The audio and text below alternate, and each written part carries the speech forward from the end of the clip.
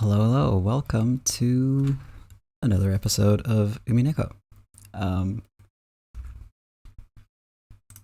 just tried to unmute the game while not having the game focused. Yeah. Let me start you all off with the usual content warning. Because there is content. Content warning includes child abuse, character deaths, detailed descriptions of gore and body horror, and that very much applies for this episode. Mentions of suicide, misogyny, and a light sprinkling of awkward skeeviness because Battler is kind of skeevy sometimes. He's getting better, though. Gosh, yeah. Let's fucking go. I'm very hyped, as always. And yes, the anime intro is amazing. He is also the best boy. Mostly by merit of the other boys being not as good. I'm very hyped for this episode because we've got a great bit coming up with some of my favorite music in the whole series. And I listened to some stuff from later on in the series earlier and looked at some fan art from later on in the series earlier, and I can't wait to get to all that stuff, so I'm very hyped today. More so than usual. You do. You come into my stream and say, no, that's fine. You don't have to like him. He's a very particular, like, flavor of, shall we say himbo? I feel like himbo is the right word. And, I'm not gonna lie, one of my favorite archetypes in the whole wide world. It's himbos. I just love him so much. The dumber the better. And he's an idiot.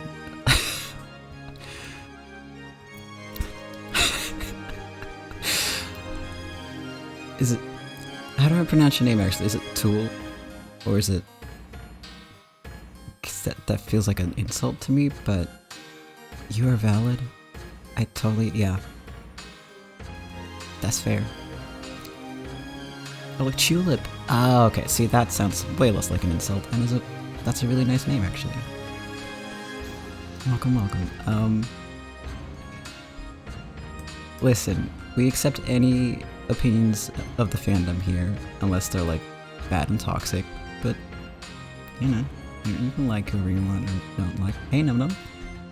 Welcome to the stream. I hope you're all having a good day. I have my tea. We got our content warning. You just finished watching Shadow and Bone? That sounds great. I've heard a lot of good things about it. Welcome, welcome. Let's get going. The instant Beatrice made that proclamation, everything was buried by a golden sparkle. I forgot to do my recap. What happened in the last episode was that Ava, our kick-ass aunt that is also extremely rude, she solved the epitaph, found 10 tons of gold. And in the meantime, Balor was running around looking at the crime scene in which all the servants died, in a sort of circular closed room setup, with the help of Virgilia and a little bit of help from Rove. Just a smidge of help. And Ava found the gold. Rosa found the gold, like, I don't know, a minute later. They had a very awkward, intense agreement over how to handle Ava finding the gold. And then younger Ava, the little girl she keeps seeing, started a conversation with Beatrice. Normal and... sure, let's call it normal and healthy, but it's not. Okay, now with that we can actually start. I got a little ahead of myself this time. Just like last week. The instant Beatrice made that proclamation, everything was buried by a golden sparkle, and changed into a majestic place that looked like an audience hall. In the audience hall, there was a crowd of Beatrice's minions and brethren. Lower the game volume, I shall. It's weird because it's super loud on my end, but like I can't turn it down any lower.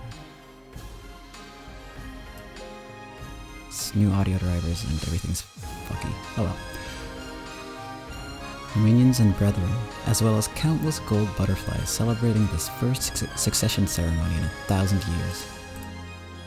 When she looked, she saw Beatrice in the throne that only the Endless Witch was permitted to sit in, holding a golden staff, reigning with a dazzling dignity. I'm also gonna just bop my mic over a little bit. That's the exact vibe that you need for the stream, to be honest. That's how we roll here online. That's not how we roll here. I wish. Without being ordered by anyone, Ava automatically kneeled, hanging her head. A goat attendant respectfully handed Beatrice a golden staff in the shape of the one-winged eagle. After Beatrice stood up and received that staff, she laid the tip of it on Ava's shoulder and spoke. It was a proclamation 1,000 years in coming. Ishiramiya Ava, you have spectacularly solved the riddle of the witch's epitaph and reached the Golden Land. I praise that accomplishment, and hand over all of the endless magic, as well as the titles of the Golden Witch and the Endless Witch. From this point forth, you may call yourself by my name, Beatrice. Come, raise your face. Then stand and accept this staff. I'm most grateful. Ava stood up dizzily and took the magic staff from Beatrice's hand. Her hand was trembling slightly.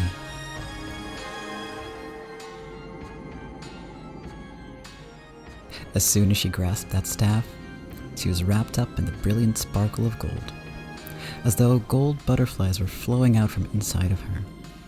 In the instant she succeeded the Golden Witch, Ava felt something in the depths of her soul be reborn. To describe it in a word, it was energy. Energy with a gold color. It felt like she was waking up, as though she had been half asleep ever since she had been born and was opening her eyes for the first time. It felt as though her true eyes inside her eyes were opened for the first time in her life.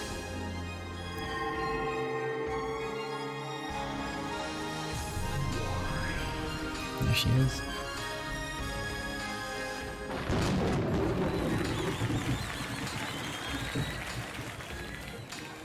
Ooh, new CG.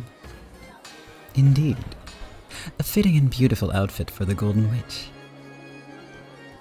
Come, you may show yourself to all of these people. Let them know that the new witch is indeed you. Ava, no, the new Beatrice turned around timidly. When she did, the witch's minions, which filled the vast audience hall, honored her with an applause that sounded like the roaring of the sea. Yeah, that's a great outfit. Come, everyone. Replace all of the portraits of Beatrice with the new Beatrice. Lift up words of celebration for the new Beatrice.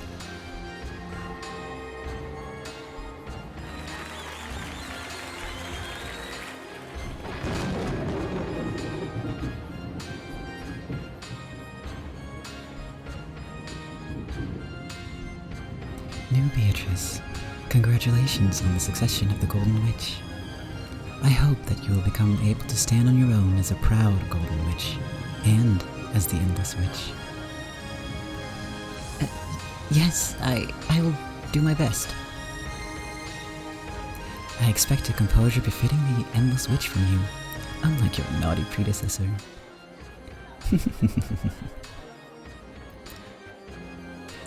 Teacher, we're in the middle of a serious ceremony, so please, enough of that.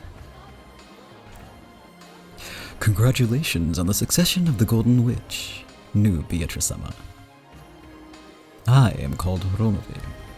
I am one of the 72 demons permitted to serve the Golden Witch. If you are ever inconvenienced in the slightest, please let me know at once. Thank you.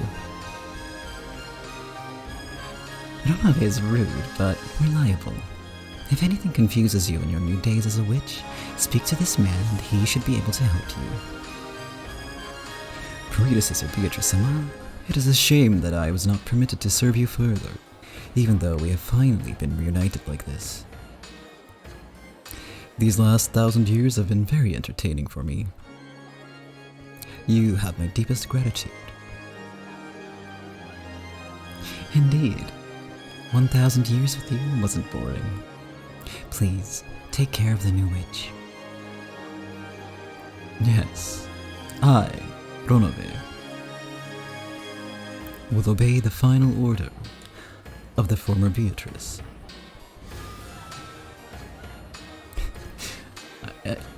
Again, I apologize for this voice. I don't remember how it went anymore. Fuck.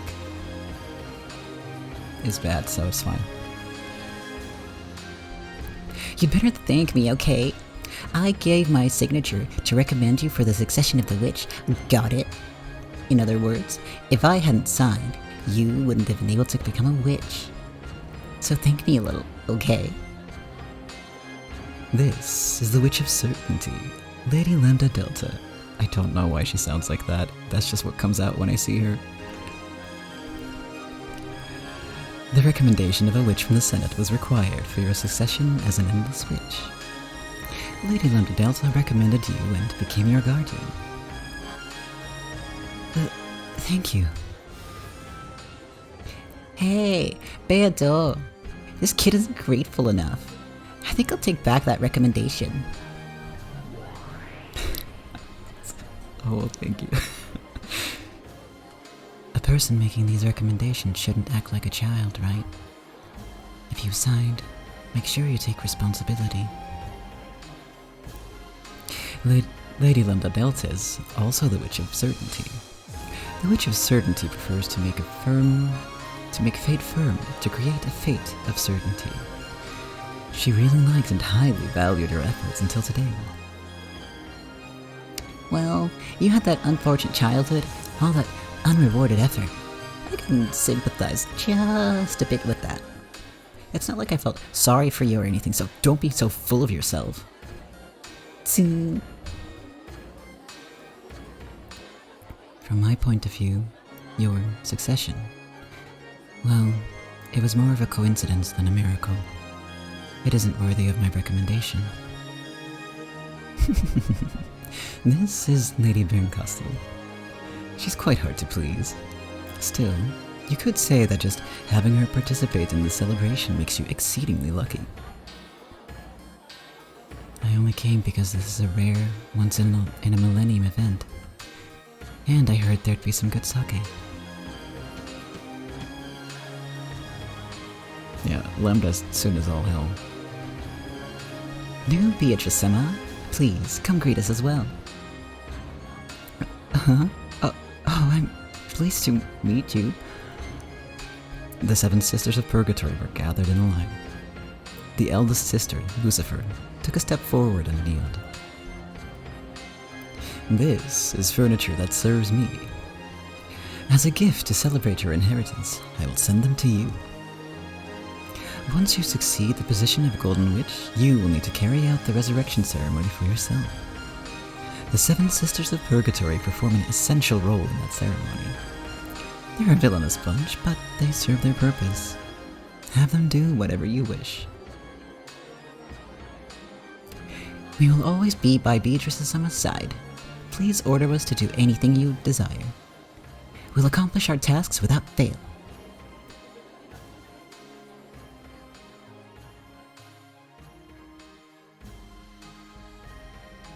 Even after that, many nobles and minions visited and offered words of congratulation for the new witch. I'm very glad that these people are not on the screen right now, so that I don't have to voice act them. As she responded to them confusedly, she felt as though she was growing lightheaded due to the lack of oxygen. Too light. You know what I mean. She couldn't tell if this was something real or unreal. But there was just one thing she could understand. A feeling of achievement of being permitted to call herself the Golden Witch. That alone was a truth she could definitely understand. Also, we are planning to do like a watch party type thing of the anime at some point in the Discord, but not until after we finish episode 4. I'm gonna take a quick sip of tea.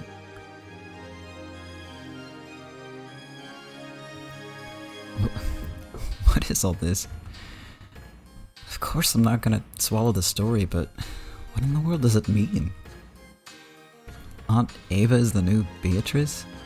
Are you saying she's turned into a witch? What the hell? I was also surprised to think that someone would be able to solve that riddle. However, that is the rule. I must follow it and pass on the position of a golden witch and my name. It's green tea with lemon.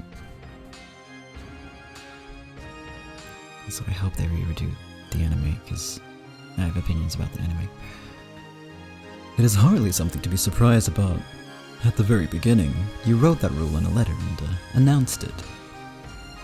Eva-sama was simply the first to be successful. And that is all there is to say. Virgilia, are you there? Yes, here I am. What does this farce mean? Even if this depiction of strange witches showing up one after another is some of her bullshit, isn't this almost like Aunt Ava turned into a witch? Calm yourself. She has simply received the title of Endless Witch, and might call herself that in the future. The succession ceremonies is certainly nothing more than an act to promote that child's explanation. Don't fall for the same move over and over again. That's right. That whole grand ceremony was all phony. But it's at least a fact that Aunt Ava solved the riddle of the epitaph. And at the same time, that means she succeeded the Ushiromiya family headship. And after getting 10 tons of gold, Aunt Ava might as well call herself the Golden Witch. Is that it? Damn, it's as complicated as ever. My. Is a boorish human unable to comprehend the grandeur of this ceremony? Oh well. Being unable to read between the lines is what makes you human. I pity you, but I do not blame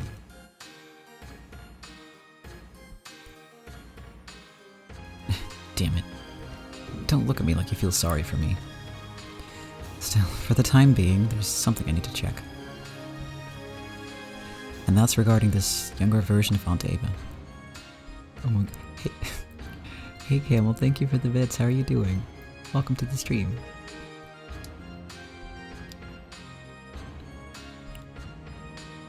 And if they redo the anime, I want it to go to like chapter or something, because they do crazy weird shit. And I feel like that would be kind of fitting with all the mind fuckery that goes on in this series. But that's just me.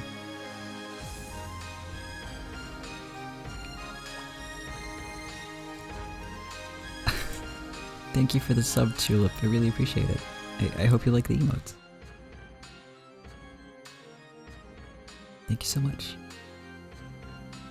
And that's regarding this younger version of Aunt Ava. In other words, this definition of this new Beatrice. What is that?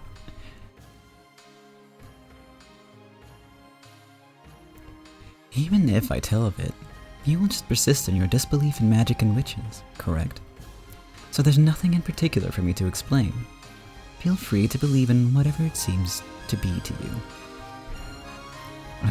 What it seems to be to me? Then how should I interpret this? Oh my god, mate. Hi. Hello, welcome. I will save, thank you. And yeah, I'm doing alright. Having a good time reading and talking about the game. It's been pretty good so far. I'm also very thirsty. Okay. For now, it might not hurt to view it as a visualization of a separate entity inside Ushiromiya Eva. Of course, you cannot blindly accept that answer, but it is probably a reasonable theory to hold for the time being. In other words, I should think of Aunt Ava and her as the same person, right?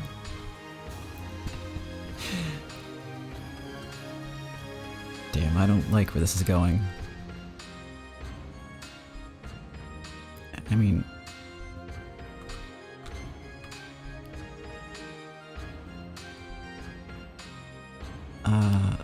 this sentence did not click in my brain for a second, hold on.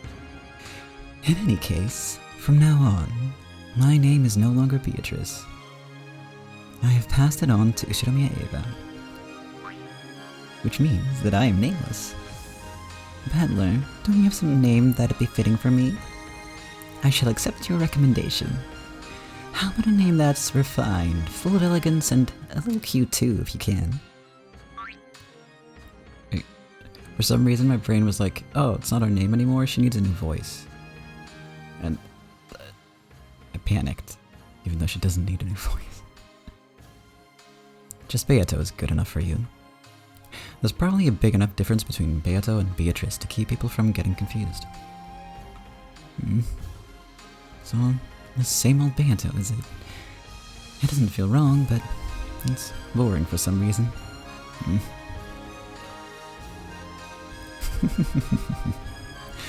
They say the temperature of black tea and a woman's heart are difficult to gauge in any era. But, Naku, at any rate, stay calm from this point onwards. The fact that we can now tell her and Ushiromiya Eva apart works to our advantage, compared to the time when that child was still Beatrice. And that's exactly why I like it even less. What's she thinking? That Beato.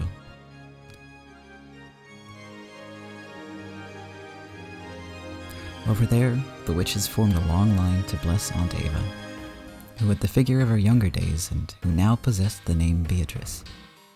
It was like a witch's coronation. The countless gold butterflies flapped their wings, directing this fantastical gold sparkling space. They were all praising her. As I stared from the distance, I looked at the newly born Beatrice, who had a slightly embarrassed smile on her face. Her expression, which had been lost and confused at first, seemed to be full of the happiness that she was finally starting to recognize. Also, vape sounds like wishes are throwing a party where you live. That expression didn't look at all like someone laughing insanely while standing before the gold. There was just the innocence of a person basking in their own joy. As a person who denied the existence of witches, I couldn't view this witch succession ceremony with a joyful expression and accept her. However, when I looked at that innocent smile, I felt like I wanted to offer my blessings just for that moment. It's always beautiful when strong efforts bear fruits and are rewarded. Aunt Ava, who had always yearned to succeed the headship, and who had worked hard since her youth without reward, had spectacularly taken hold of the chance given to her by the riddle of the epitaph, and had finally gained that position. How divine is the smile of a person whose childhood dreams have been granted. I definitely won't accept witches, but... Battler put his hands together, making a small sound. Clap, clap. It didn't reach her ears, but it did bless her. Congratulations, Aunt Ava. You spectacularly solved the riddle of the epitaph before anyone else. It's your victory, without any complaints. I won't accept all that about the Golden Witch and so on, but I will accept you as the new head of the Ushiromiya family, and I'll celebrate that sincerely. As though urged on by Battler's applause, Beato also clapped. It was a slightly odd scene. Battler and Beato, who opposed each other, were standing side by side and applauding the same person. I'm not applauding for a witch. I'm applauding for all of Aunt Ava's efforts up until now. As am I. I offer my sincere applause as a blessing to Ava, who spectacularly solved that epitaph. I don't like plotting with you. But, well, I've decided that I won't worry about it now. Divine punishment won't fall on me just because I clap with you every once in a while.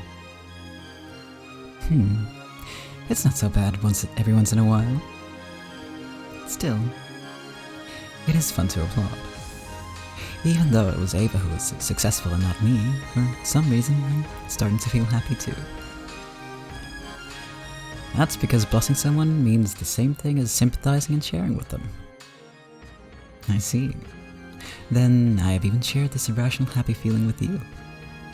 Since we are a pair of enemies trying to make each other surrender, it is an odd experience. Well, just for now, let's have a truce and clap, okay? Beato laughed impishly, playing around and applauding even louder, as though eagerly trying not to lose to Battler as she clapped. Battler went along with her and clapped even louder. Those two. When he did, as though some ceremony had ended, everyone applauded and highly praised the reborn Beatrice. It was just as though Battler's and Beato's applause had been the final thing needed for her succession.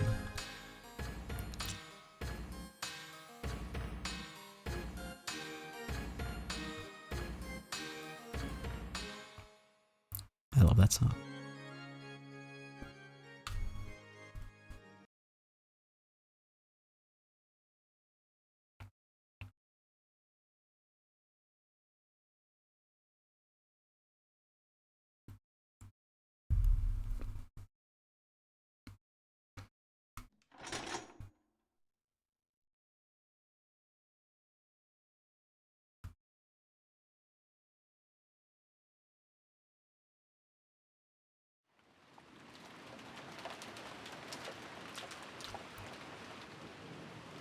Alright, back to the murders.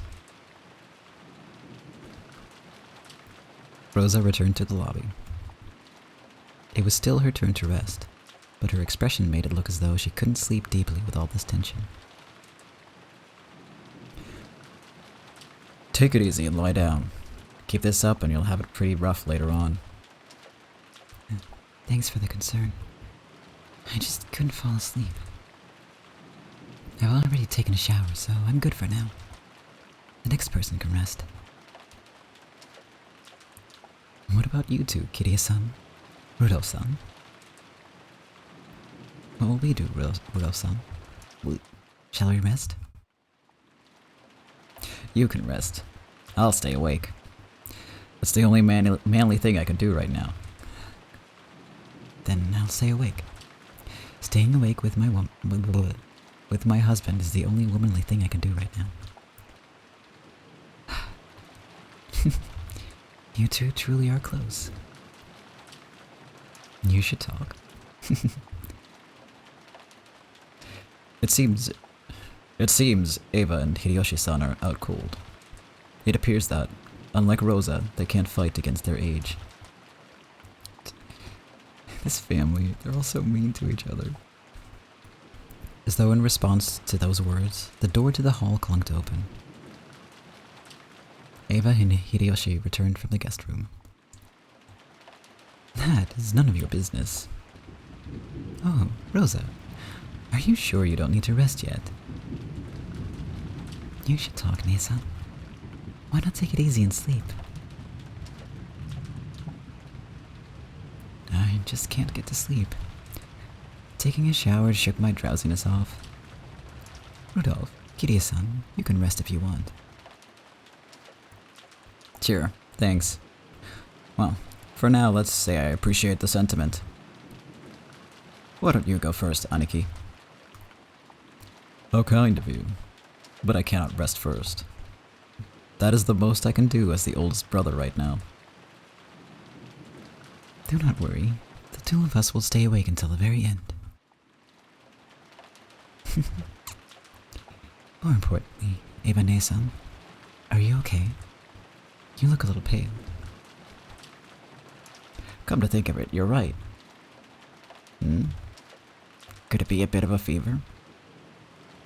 Hideyoshi put his hand up against Ava's forehead. It seemed that Ava wasn't feeling her best. That goes without saying. That's what happens when you break your sleep cycle at your age. Is it a cold?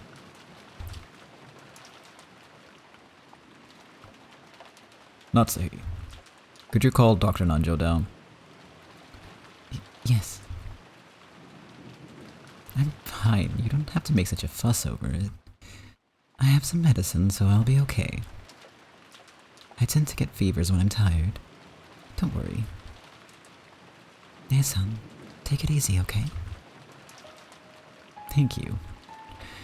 If the siblings gathered without me around, I get the feeling everyone would start talking behind my back. It's a persecution complex from long ago. Sorry, okay? They all have a persecution complex, and it's all from what they've all been doing to each other. It's ridiculous. And Kraus does look like he can kill a person.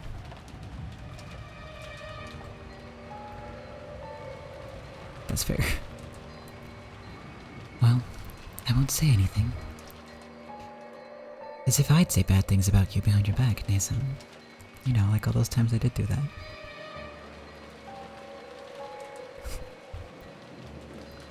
What is it? Nae-san, you've been acting strange for a while. Shouldn't you get a little rest now? You're right. Just thinking about raising money by March makes my headache hurt even worse. That isn't good. Rest. And I'll hold back too, so that your headache doesn't get worse. I've had a bad headache myself for a while now. Thank you. Well then, I'll take those words to heart and rest for a while. What is it, Ava? Why so angry all of a sudden?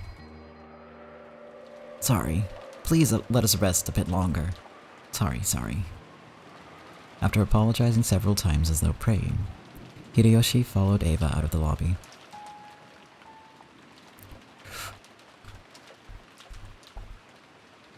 I don't like this atmosphere. Me neither, but that's the most sensible thing you've said this entire game. It's also strained. That's no surprise. There was a murder early this morning. And since then, we've been eating canned food and carrying guns around. It's natural that we'd start to build up stress. I wonder if the kids up there are building up stress too. I'm worried about Maria. She tends to throw tantrums at times like this. At that moment, they heard the sound of wild footsteps coming from the second floor.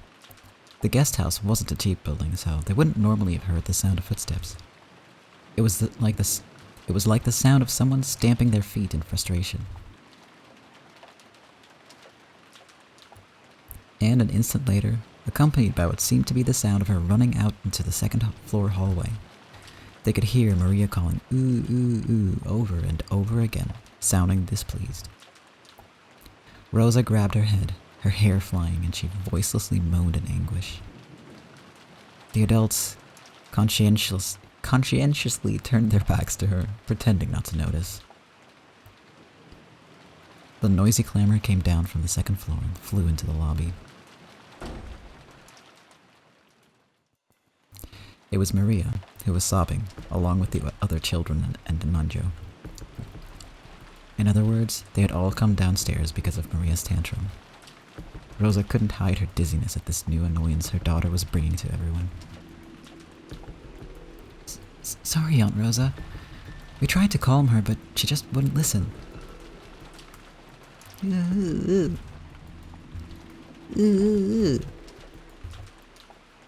Wow. What is it, Maria? Could you be a little more quiet?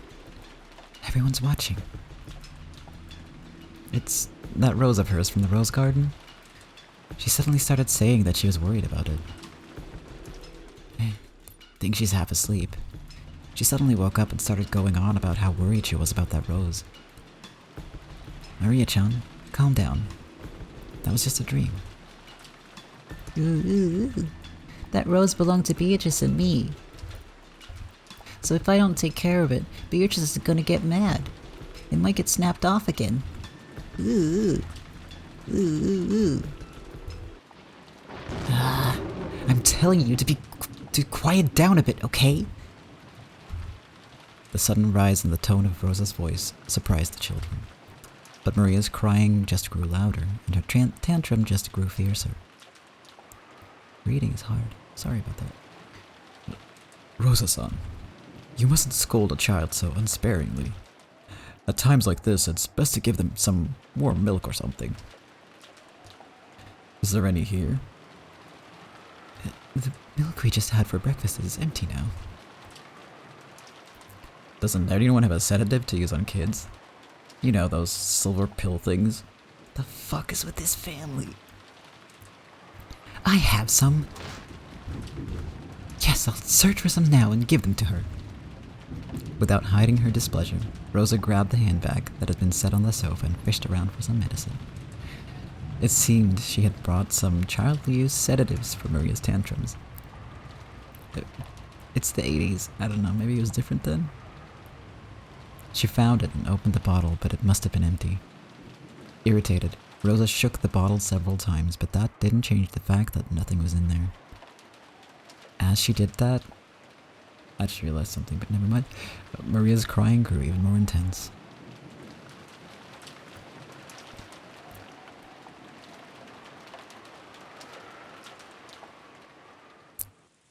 Yeah, she's best mom, Rosa. Best mom. At that time, Ava was lying on her bed, covered by the bedding. Hideyoshi returned from the washroom, folding a handkerchief soaked in water. Oh, this is one nasty fever. I'll bet it's the poisonous air at this family conference that got you. For now, you can forget all about the other relatives, okay? As Hideyoshi spoke to her kindly, he set the soaked handkerchief on Ava's burning forehead. Ava rested her own hand on top of his. Your hand. It feels nice and cool. My hand feels nice. Your fever must be pretty bad. Don't worry. The medicine will start working soon. Plus, my hand is a magic hand. I just put it against your forehead like this, and any fever will melt right away. You're right. Your hand always makes my fevers fade. Yup. No need for a doctor when you've got my hand. Don't worry, and close your eyes. My magic will make that fever fade away. Yes, I know. I can feel your magic. Hideyoshi was about to say it was just a placebo effect, but he stopped. If Ava said she could feel magic coming from his hand, then that was fine for now.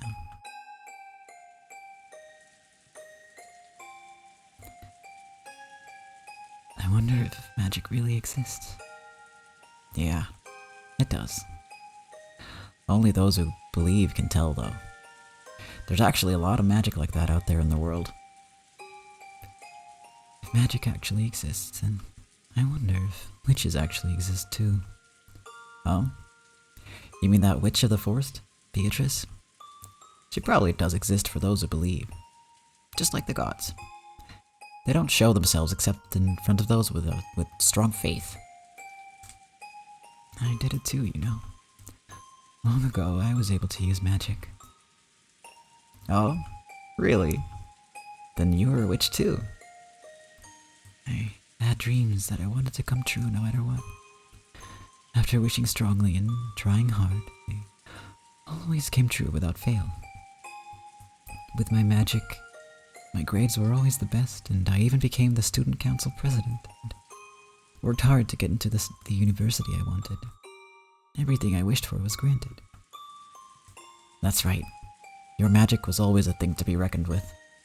You're definitely a witch. And you work harder than anyone. I know all about it. When I was a kid, the whole time there was another me inside myself who always supported me. And that other self was a witch. I didn't believe in Beatrice, the witch of the forest. I always believed that if a witch of Rokonjima did exist, it was the witch inside my heart. I was so grateful to that witch inside myself. I was always grateful that she brought me to you. You get too timid when you're sick. Don't say anything for now. I'll stay like this the whole time until your fever's gone down. Yes. Don't take your hand away, no matter what. Somehow, I feel like I'm becoming something that isn't myself, and I've been scared for a while now. I get the feeling that the witch inside me was provoked by Beatrice and is growing stronger and stronger. Somehow it feels like she's going to swallow me whole. It's okay. As long as I'm with you, there's nothing to be afraid of. Remember the time we went to that dangerous country and the whole bus got robbed? I drove them off. Didn't you just hand over your gold watch and beg them to go away? It was pretty lame, but it was cool. Don't move your hand away, no matter what. Not even if I fall asleep. And if something creepy sneaks in here, protect me. Yep, leave it to me. That's why I'm telling you to stop worrying and get to sleep. Because the medicine and my magic will start working real soon. Ava finally calmed her heart and closed her eyes. Hey Anne, welcome to the stream. I hope you're doing good.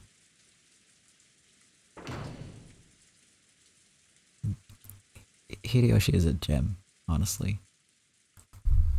Give me one sec. Okay.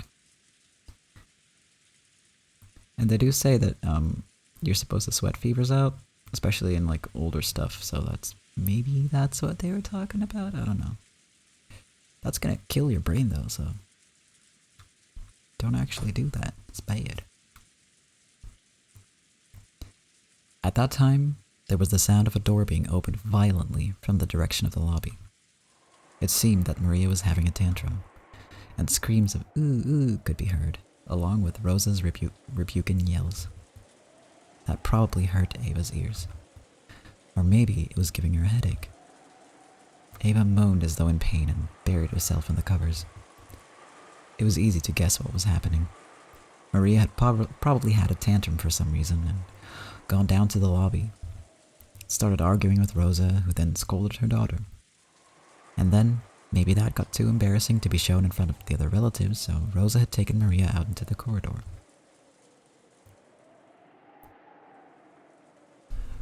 Well, it's not the sweating that's bad, but if you like overheat someone with a fever, then they overheat more and more and more, I think, is how it works. I can't remember entirely how any of that works, but fevers are bad for your brain, basically. That's what I do know. Hideyoshi had no desire to butt in on Rosa's and Maria's problem. But just for now, since Ava's condition was so bad, he wanted them to take their ruckus somewhere else. Wait just a sec. I'll ask them to keep it down. Come back quickly. Don't worry, I won't leave this room.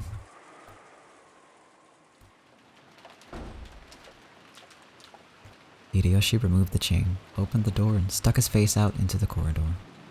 He immediately met Rosa's gaze. Everything okay, Rosa-san? I'm sorry, did all this noise wake you? Ooh, ooh. Ooh, ooh, ooh. Maria-chan, sorry. Aunt Ava isn't feeling well and she's trying to sleep. Could you quiet down a bit? Maria's tone didn't change after Hideyoshi's request. She kept crying ooh ooh and repeating, "My rose, my rose." Rosa slapped Maria's cheek, lifting her up while covering her mouth, and lifted her up while covering her mouth and dragged her towards the entrance, trying to at least put some distance between her and Hideyoshi's room. She would probably still be noisy for a while, but he had warned Rosa for the time being. Relying on Rosa's actions as a mother, Hideyoshi closed the door. Is Maria-chan having a tantrum again? Looks like it. It's tough for Rosa-san too. Come to think of it, our George is almost too good to be true. We should be grateful. You're right. Hand. Oh, sorry. Look, it's the magic hand. He put his hand on Ava's forehead again. Maybe there really was magical power in that hand. A truly peaceful look rose to Ava's face, and bit by bit, she began to drift off into the land of sleep. As he had promised, Hideyoshi kept his hand on her forehead.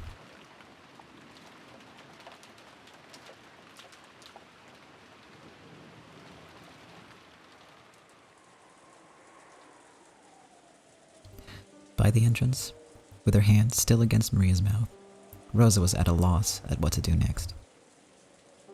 She hadn't been able to withstand everyone's gazes in the lobby, and had yelled at the children to go upstairs, dashing out of the lobby.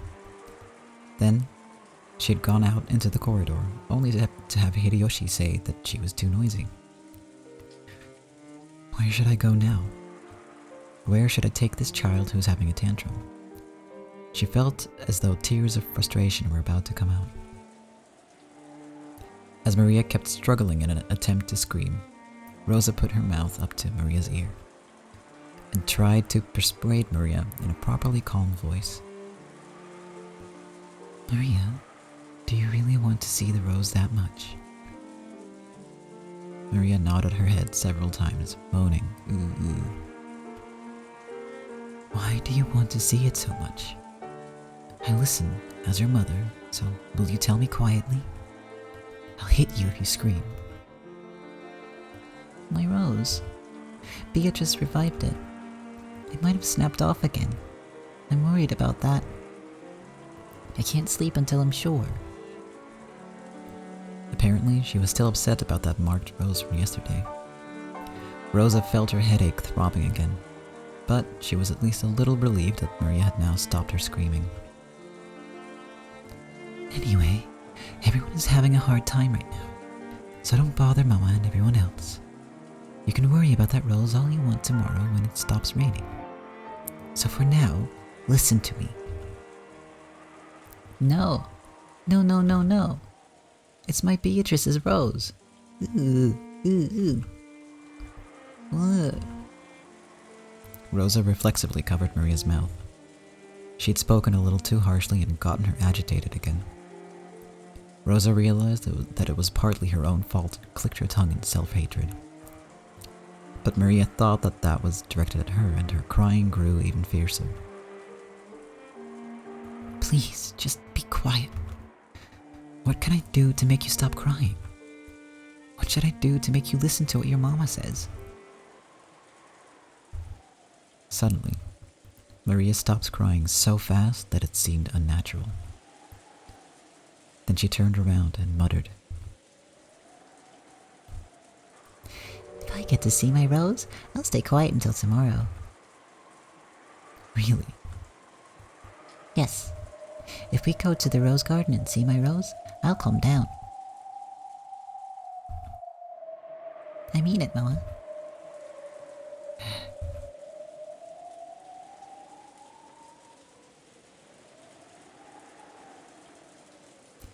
If it would keep Maria quiet for the time being, Rosa thought that even going out into this wind and rain would be a small price to pay. She thought it might be a bit reckless, but in the end, no murder or anything of the sort had actually occurred. All of that clamor since this morning had been a farce set up by Kinzo. If you carefully thought about that chain of closed rooms, it clearly had to all be an act. Will you really listen if you get to see the rose? Yes, I mean it, Mama.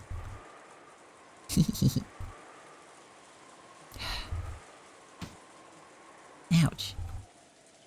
Rosa didn't overlook that creepy laugh and lightly hit Maria with her fist. You know, as you do. And she shrugged, as though giving up. Understood. If it's just one look, then I'll agree. Will that work? Yes, Mama. I promise. Once again, Rosa tested the weight of her gun. It'll be okay. It's only an act. There was never a murderer on this island in the first place. Damn it, wait, Aunt Rosa. Are Aunt Rosa and Maria the sacrifices for the second twilight? Damn it, someone, notice them, tell them to stop. What are those guys in the living room and us kids doing? Indeed. They are being considerate of Rosa's pitiful relationship with her daughter and are forcibly changing the subject. Their group that includes you went up to the second floor and is talking about something else while watching TV. You bastards! Someone notice them. Who's the closest? Is it Uncle Hideyoshi? Please, notice that those two are leaving through the front door. Ugh. It won't reach. It won't reach. Don't disturb their precious time together. Hideyoshi kept talking kindly, his hand on Ava's forehead. He didn't notice at all that Rosa and Maria were going outside through the front door. In that case, there was no way the others in the lobby, which was even further away, would notice, much less those in the cousin's room on the second floor. Why are you so panicked? Didn't you defeat me with that bold move, saying that the culprit died in an accident on the first twilight? Doesn't that mean that there's no longer a culprit on this island? What is there to be so worried about? Shut up, I can see right through you. Someone stop them, those two will be killed. Someone stop them. Ah!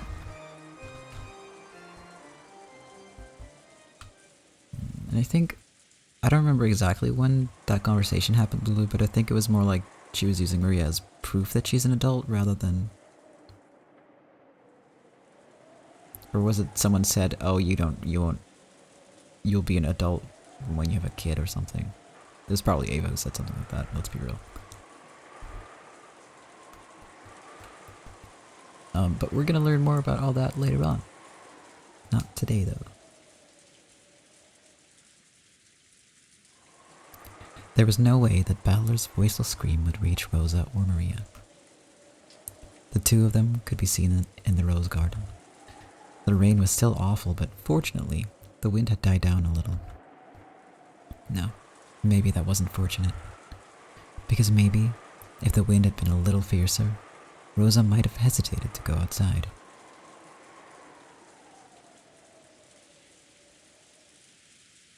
Here it is. Maria found her rose with the gold lace and stared at it lovingly. Rosa had accepted the promise under the condition that Maria would only get one look at it.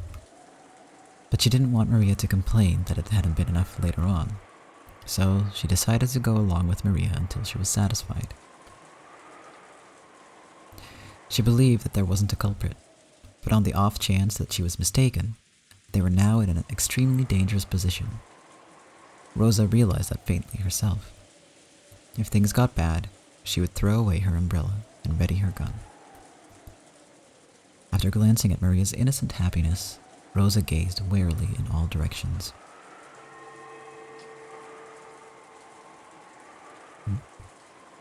Were her eyes just tired? Even though no one should have been there, she thought she saw something glitter in the dark rose garden. Gold-colored. It had to be her imagination. Because, to Rosa, it seemed as though gold butterflies were dancing through the rose bushes.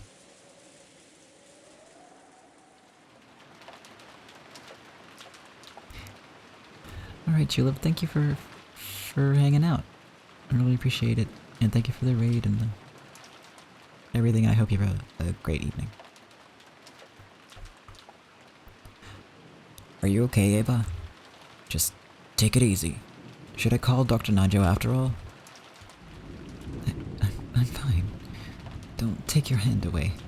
I'm begging you, don't take your hand away. Ava was breathing wildly. Beads of sweat were appearing on her forehead. It certainly was true that she had stayed up all night last night and that things had been rough since early this morning. It wasn't odd that her body wasn't keeping up. Even though he understood that, Hideyoshi suspected that this sudden fever was the sign of some serious illness.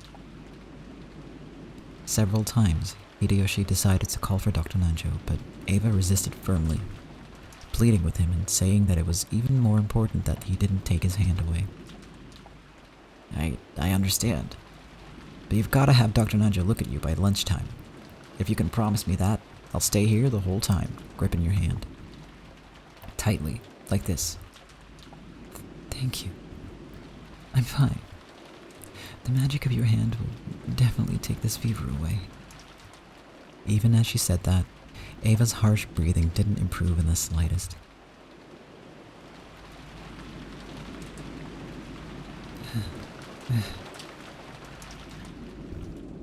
Don't let go. Don't let go.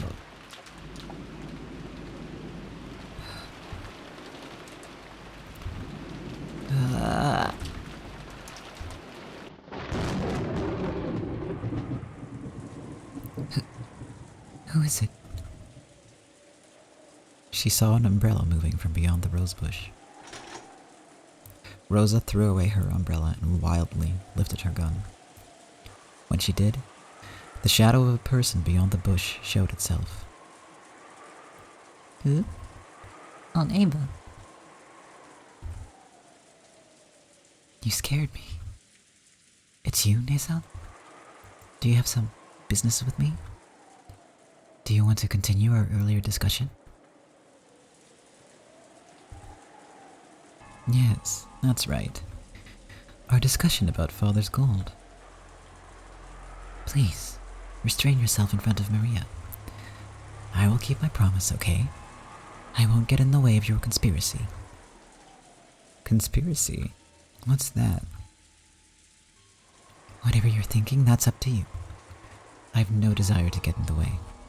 So please, not in front of Maria. As long as I get my share, that will be enough. Your share? Ava started laughing in a creepy voice.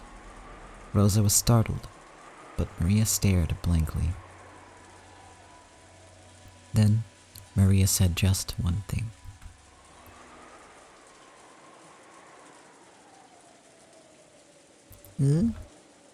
Auntie, who are you?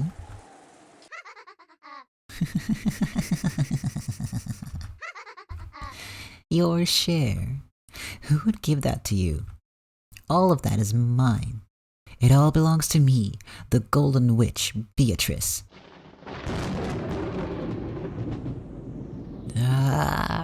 Screaming noise.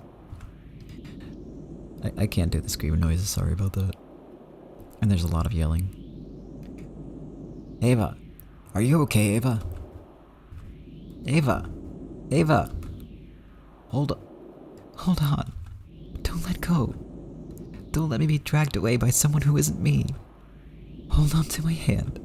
Don't let go.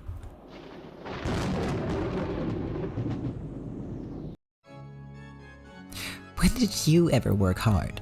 You never worked hard for anything. You were always hiding in our shadows. You always escaped from shadow to shadow without fighting, and yet you really think yourself qualified to make demands of me over the Ushinomiya family gold? All of that is mine. It's all mine alone, as the head of the Ushinomiya family and the new Golden Witch, successor to the name of Beatrice. Beatrice. It's Beatrice. Mama, Beatrice. Maria jumped at her mother in ecstasy. Rosa treated Maria cold-heartedly and raised her gun high. Hey, you're Nasan, right? You are Nasan, aren't you? Wrong. I am no longer the one who was your sister. Then who are you? Are you trying to say that you're Beatrice? That's impossible. You died 19 years ago. Yes, you were definitely dead after all. I clearly saw how your head was split open. I can remember the insides flowing out like it was yesterday. How can you be alive and right here, right now? The concept of death does not exist to a golden witch. The golden witch in the name of Beatrice will be handed down for all eternity. Maybe the Beatrice you knew met with death, but that name is mine now, and therefore it's eternal. The concept of death does not exist for Beatrice. All I can see is that the gold has driven you mad. How pitiful, Nason. Come on, you know I'm not your sister anymore.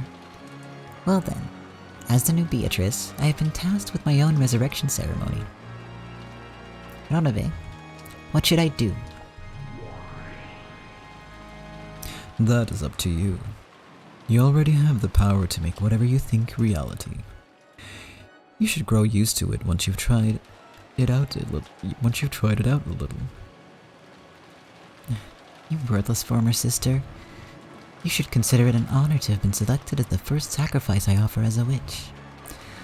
On the second twilight, I'll tear the two who are close apart with my own hands.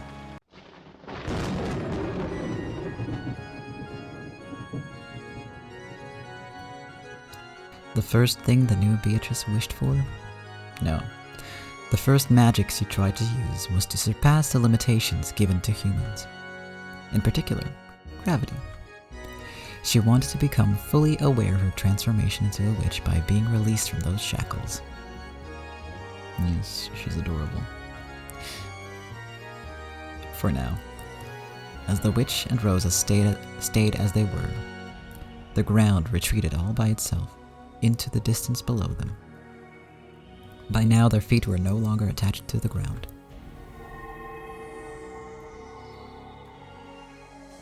Rosa finally realized that the earth wasn't retreating into the distance below them, but that she and the witch were being sucked up into the rainy sky.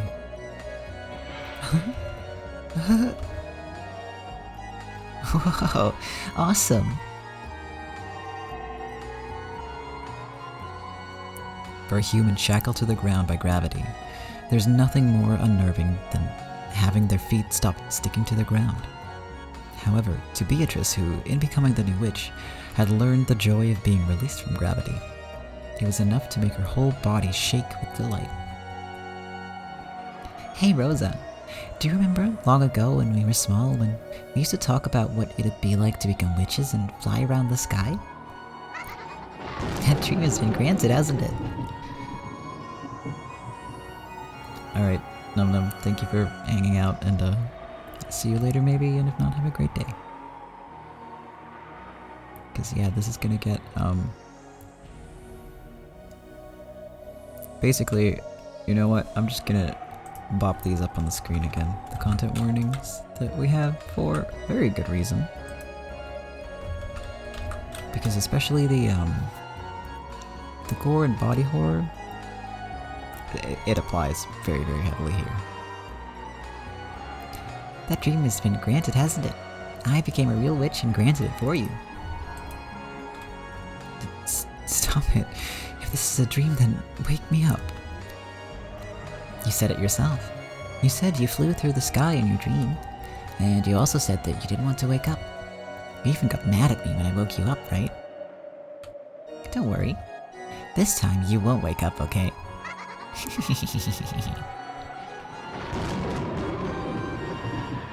Come, dance with me in the vast rainy sky. Did we both wish that we could fly like seagulls in the sky? And escape the cramped and boring island of the Rokanjiro? Now, I will make that dream a reality for you. I only want to share this joy with you and no one else. It's so fun, Rosa, it's so fun. Take a look below you. Look at how small our mansion is. I wonder how much time you spent in a place that small. Now I'm especially shocked at how cramped and tiny it is. So feel, enjoy, rejoice. That power we yearn for, the power to move through the sky at will. Come on, let's dance, Rosa. Through the rain, through the wind. Let's fly around like we're dancing. The lightning will shine on us and bless us. The witch and Rosa were like leaves fluttering around in a whirlwind. As the rain pounded upon every part of their bodies, as the lightning occasionally shone upon them, they shook with the joy of being released from the ground. However, it was only that way for the witch. Rosa was holding onto her head, voicelessly screaming over and over. Stop it! Forgive me! Let me down! You're right. It's more fitting for humans to crawl on the ground. Then why not go back there? A slightly displeased expression rose to the witch's face when she realized that her own joy was not being shared. Then she decided to listen to her former sister's request. The game audio is still very loud, which is interesting. Huh? The whirlwind that had been making Rosa dance around grew weaker, then stopped. In other words, Rosa was once again bound by the restrictions of gravity as a human. Following the laws that were originally correct, Rosa began to descend toward the ground upside down. No, she began to fall. Oops. That's right. If I don't take her down the right way, this is what happens. The witch hadn't intended to send Rosa plummeting, but she still wasn't used to using magic. After plummeting about 100 meters into a rose bush, as a very, very natural result, Rosa died instantly. But the witch hadn't intended to kill her, so she wished that Rosa hadn't died.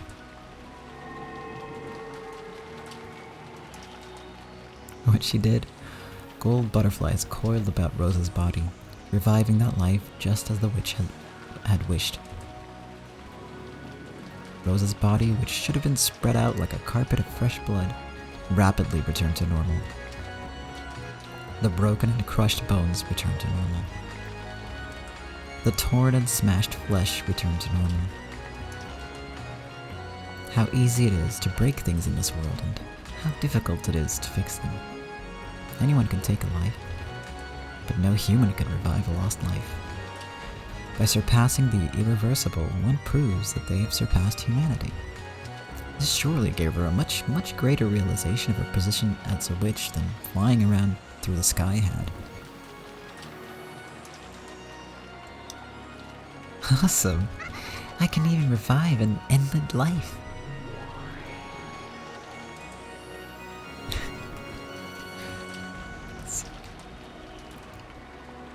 I have had people say that they were almost falling asleep while I was describing like the most gory stuff. It's unusual. Of course, Beatrice-sama is the endless witch. To live and to die, to bring to life and to kill, all of it repeated endlessly. Beatrice-sama, the endless witch, is the queen who controls the cycle of life and death. One time, I knocked over a fishbowl. The fragile and beautiful bowl broke and I couldn't put it back together again. I'd never see that cute pop-eyed goldfish swim again after it landed on the floor. No matter how much I cried, the servants shook their heads, saying that broken things and dead things could never be revived. That's when I learned something. You must not break things. You must not kill people. After all, you can't fix them. So if you can fix them, then you won't get in trouble for breaking them, right? Awesome. Awesome, awesome, awesome.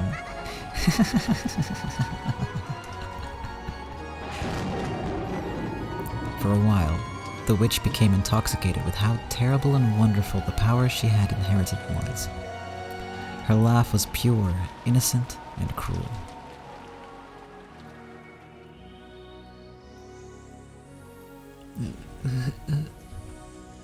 Even though Rosa had been revived, she let out a cry of anguish at the pain from her fall. At that point, the witch landed and held out her hand. Sorry about that, Rosa. I didn't think flying in the sky would be so much fun. Sorry, I'm real sorry. And I didn't know humans could die so easily. but I've brought you back to life, sorry even. So get up, okay? Play with me some more, okay?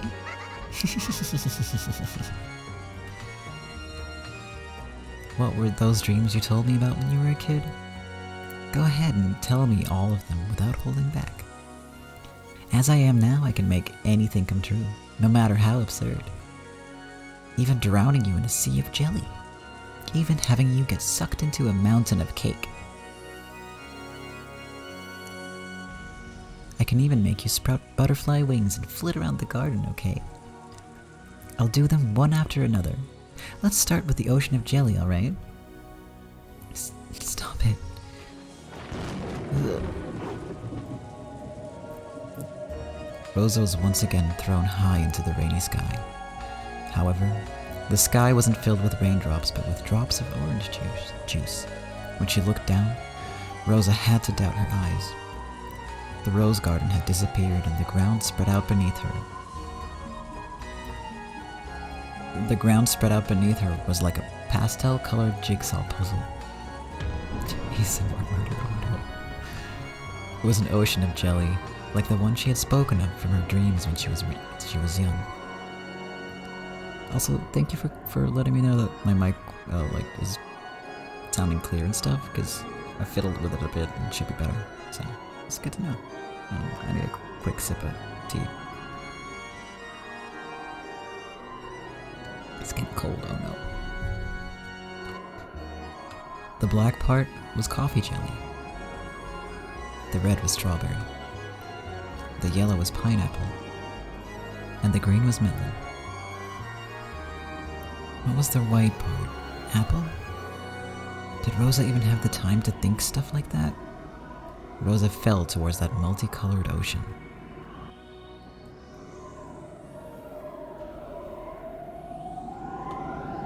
And she sunk deep into a purple grape-flavored sea. It really was an ocean of jelly. It had no bottom. As Rosa sank, she was shocked to see a school of transparent fish swimming through the grape jelly ocean. They were probably made of grape skin.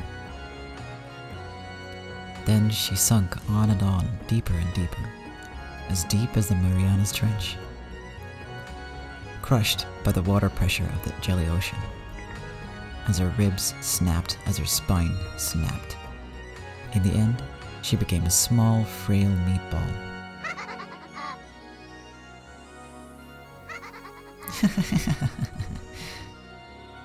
What a truly wonderful experience to drown in an ocean of jelly. It's a dream no one else can imitate. I made it come true for you. The instant I snapped my fingers, the meatball that had been Rosa was launched up into the sky.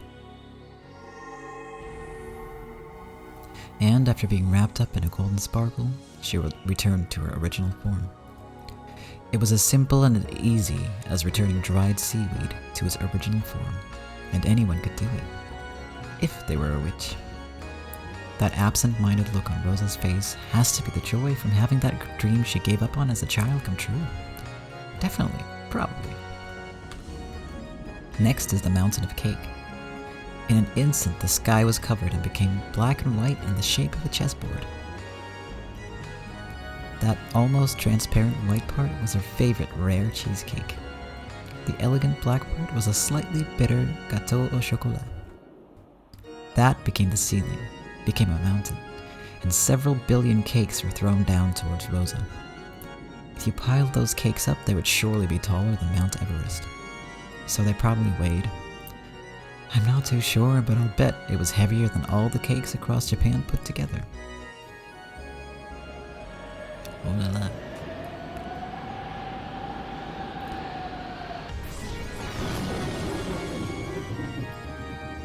It fell down like a ceiling and swallowed Rosa up. So as a very, very natural result, Rosa was crushed to death. In less than a second, her bones broke throughout her body and her insides were all smashed and forced out. Squish, pop, slop. Even so, an even greater number of cakes piled up on top, and Rosa ended up as a layer of jam wedged between them. She became as thin as a single hair and was probably spread out over the area of a tennis court. That world swallowed up by cake was once again absorbed by a gold flash. Then, as though it had all been a dream, Rosa was revived once again. Of course, it definitely wasn't a dream. She had been revived after dying. By that point, death, which most humans only have to experience once after they are born, had already been experienced repeatedly by Rosa. In other words, she had gone through that which humans cannot, the precious experience of dying more than once.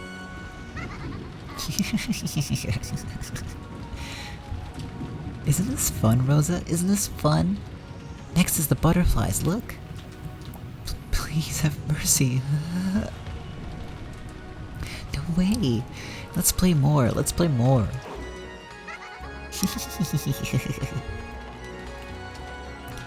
Laughing innocently, she pointed her gold staff at Rosa as she begged for mercy. When she did, Rosa glittered gold and rapidly began to shrink. She shrank down to the size of a real butterfly. Then, gold wings sprouted from her back and she joined her fellow gold butterflies. However, while a human body could withstand that wind, it was a different matter for a butterfly's body. The gold butterfly Rosa was invited to dance by each gale of wind, and she spun in circles around the rose garden. No, no. Ah! As her dance wore her out, she was caught by a gentle bed. It was a soft, knit hammock in the shadows beneath the roof of the arbor. The owner of that hammock lumbered into view, welcoming its rare guest who had wandered in on the night of a storm. That owner, which should have been small enough to crush in the palm of your hand, now looked as big as the top of a canopy bed to Rosa.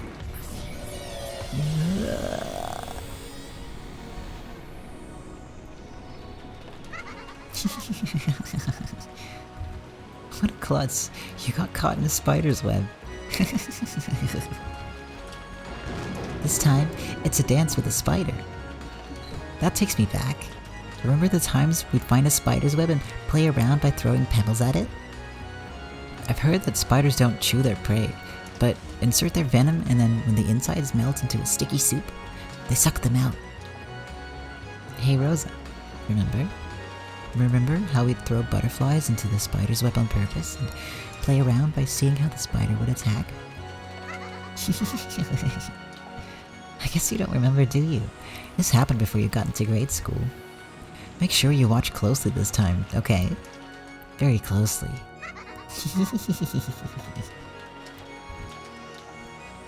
No! Have mercy, Dae-san. Help me, Dae-san.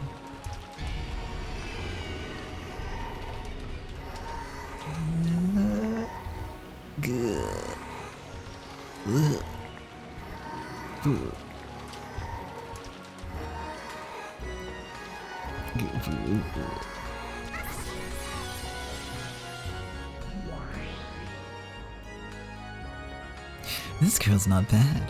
She truly can use magic at will. Amusing, amusing. How truly amusing. You feel like laughing too, right, Battler? Don't fuck with me. Stop it already. What's so fun? You're insane. You're insane. What's so fun about doing something like this? Doesn't she look like she's having a blast? What do you expect? Magic is fun. I remember, when I first became able to use magic, I played around a lot. I understand that kind of game from the bottom of my heart. Looks like I won't be able to share this joy and passion with you, Battler. What a shame, what a shame. If you accept me, I'll teach you magic anytime you want, see? It's hard to describe the joy you receive in the instant you're freed from the shackles of humanity. I want to teach you about it, that joy, that passion. I'd definitely like to see the world of magic you'd give birth to, just once.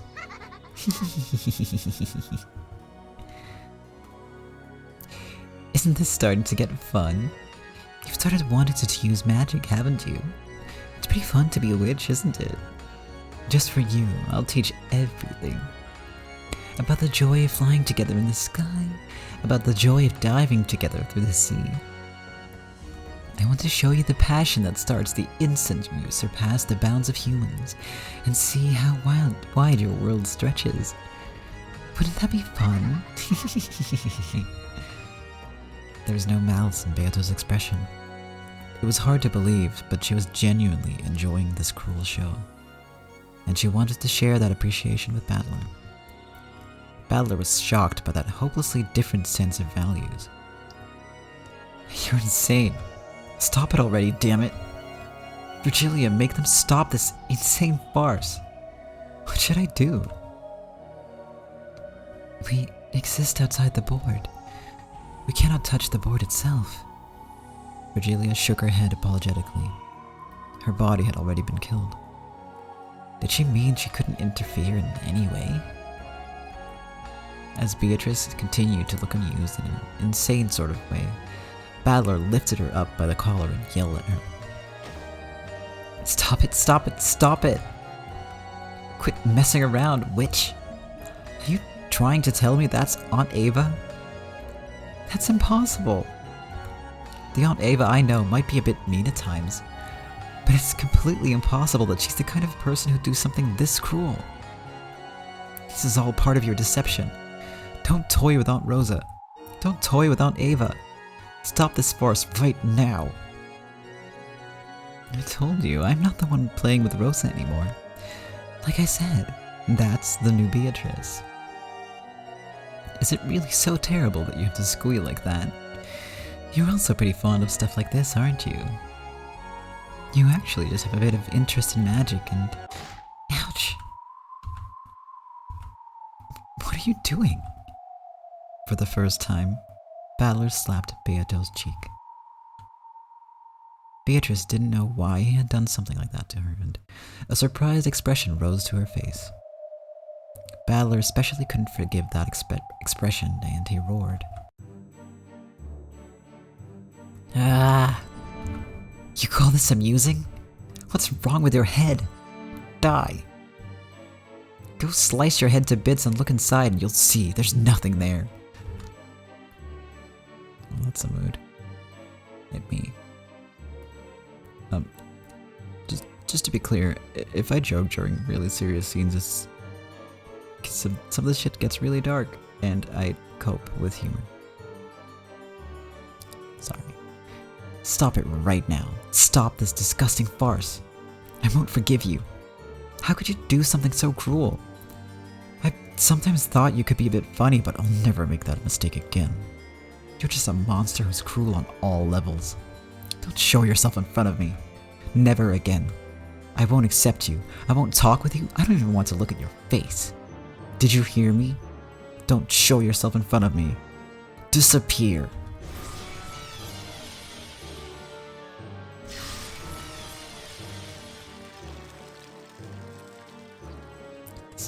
This is a great song. The instant Battler screamed, the power that resisted the witch became a red wall and knocked Beato back onto her butt. Wow. What are you talking about? Isn't it an interesting show? She spoke defensively, but the target of those words, Battler, was no longer there. His figure had suddenly disappeared into the darkness. But Beatrice looked displeased and continued trying to explain herself. It's not as though I'm completely blind to where you're coming from, but this is nothing more than an innocent prank, isn't it? No matter how you kill them, they'll always be brought back to life in the end, right? I thought humans were creatures who'd say, all's well that ends well. Hey, teacher. There's no reason for him to get so angry, right? She was hoping for approval, but Virgilia simply faced her with an indifferent expression. To Beato at that moment, even an exasperated look would probably have been better. I have nothing in particular to say. If you think this is fun, you can keep watching as long as you want. Call me when it's over. I will vanish until then. Following Battler's lead, Virgilia vanished into the darkness. Beato was now completely isolated and didn't have a clue what was going on. Felt that they were making her out to be the bad guy.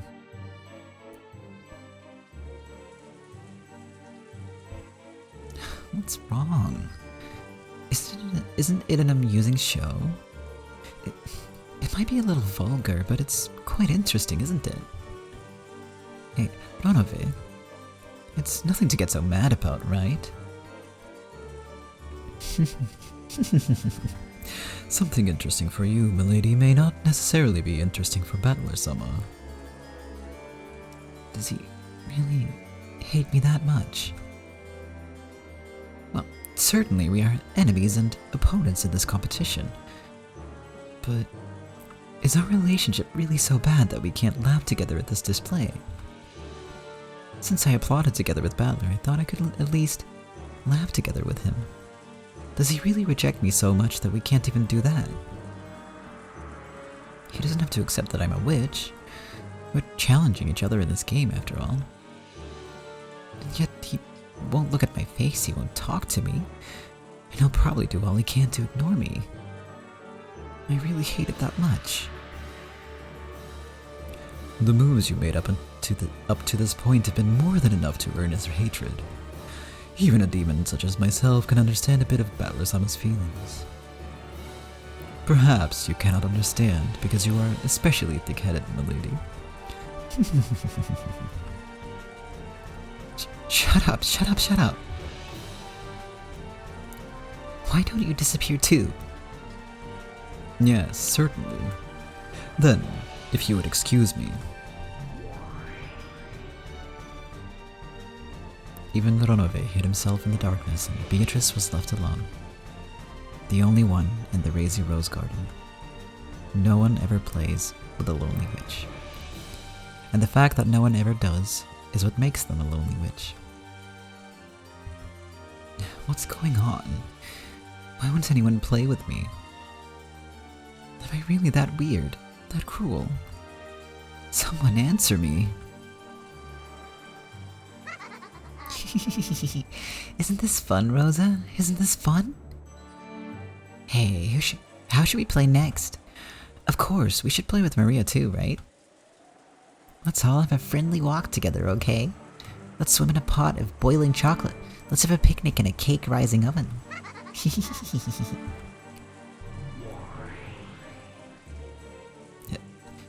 Hey, new Beatrice. Behind the witch that was continuing her mad banquet, Beato showed herself. That expression was very rare for her. It was somehow restrained, unreliable, miserable. Oh, it's the predecessor Beatrice-sama. Were you watching? The power of magic truly is wonderful. Up until now, I never thought it'd be so fun to be reborn as a witch. It's like playtime that never ends. Come on, let's play together, predecessor-sama. But first, wait for a second, okay? I cooked the two of them to death in an oven, so I have to revive them again. They're like bread rising from yeast. Like cookies expanding in an oven.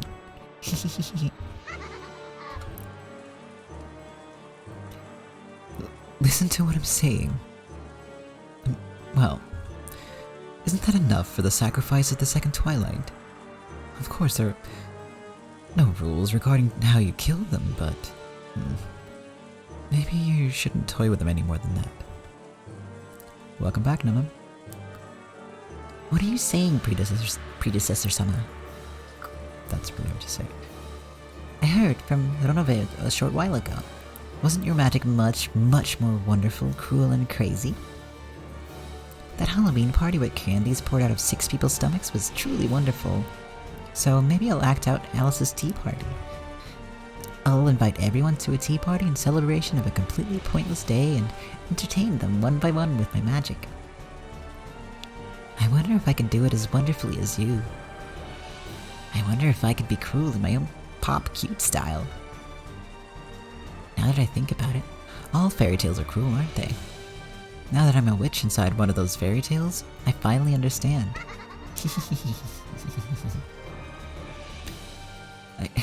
I also have sometimes thought that in the past I might have gone a little too far.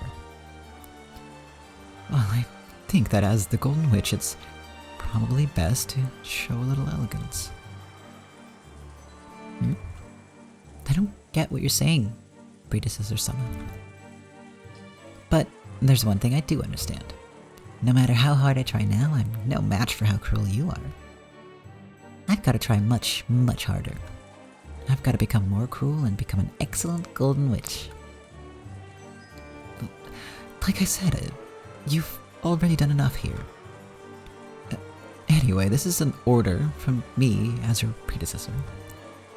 That's enough for the second twilight. I'll show you how it's done.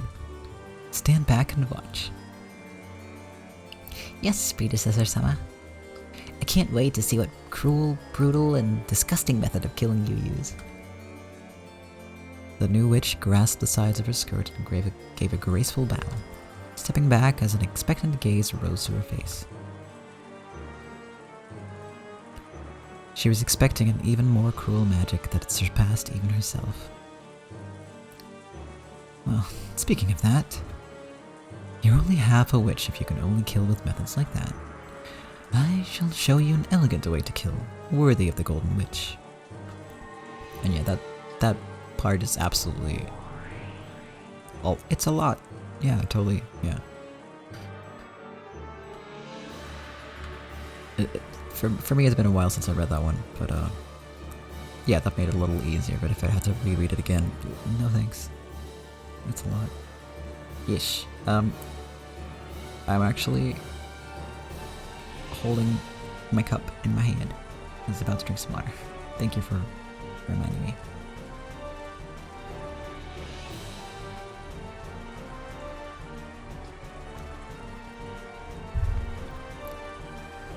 Okay. When Beato waved her pipe, 7 colors of smoke poured out, reviving Rosa and Maria. Compared to how the new Beatrice had done it a short while ago, it was slightly gentler. It was probably gentler than how Beato had done it herself up until now. Rosa's consciousness had already grown dim from the pain of so many repeated deaths. But even so, she pleaded that her daughter be spared. Please, have mercy. Even if it's just Maria, have mercy. Mama. Sorry. My disciple just acted without restraint for a bit. Forgive me. Beatrice. When Maria realized it was a real Beatrice, she jumped onto her. You promised, right, Beato? You promised you'd take me to the Golden Land, right? There, I'll be friendly with Mama, and everyone will laugh together. You promised you'd take me there, right? About that, I can no longer keep that promise. Because someone appeared who could solve the riddle. I am no longer the Golden Witch Beatrice. So, sorry. I can no longer keep my promise with you. Why? Why? You promised. I'm sorry. I'm truly sorry. So at least, an apology for not being able to keep my promise. I'll give you a quiet sleep that will never be disturbed again. Beato embraced Maria with a loving expression on her face. Then, softly, a red bruise appeared on Maria's neck. It was a very gentle bruise.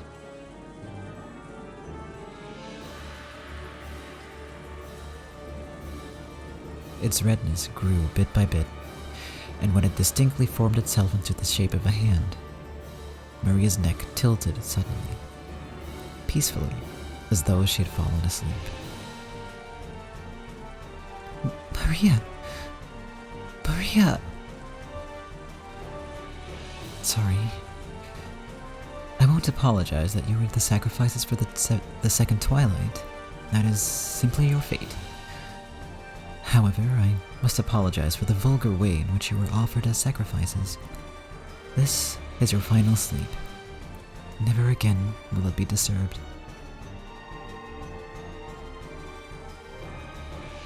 Beato softly, gently lifted her finger, as though touching the empty air in front of her nose. When she did, a light breeze lifted up, making Rosa's body dance lightly like a feather. Then, Rosa's body floated softly, and right there was the garden fence with its spear-shaped prongs.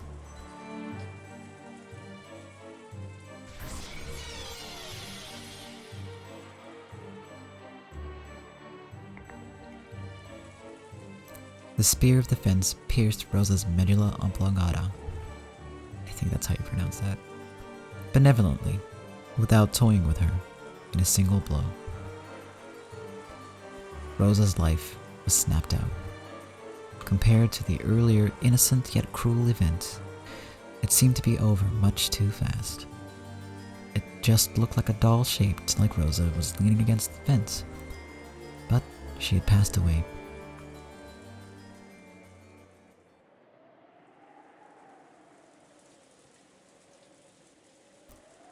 Well, something like that should do the trick. Beato acted proud, but the new witch wore a blank expression, almost as though this was an anticlimax. Then she said it out loud.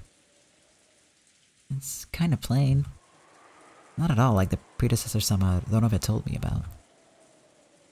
Well, you must use magic with dignity, right? If it's too undignified, that isn't very elegant.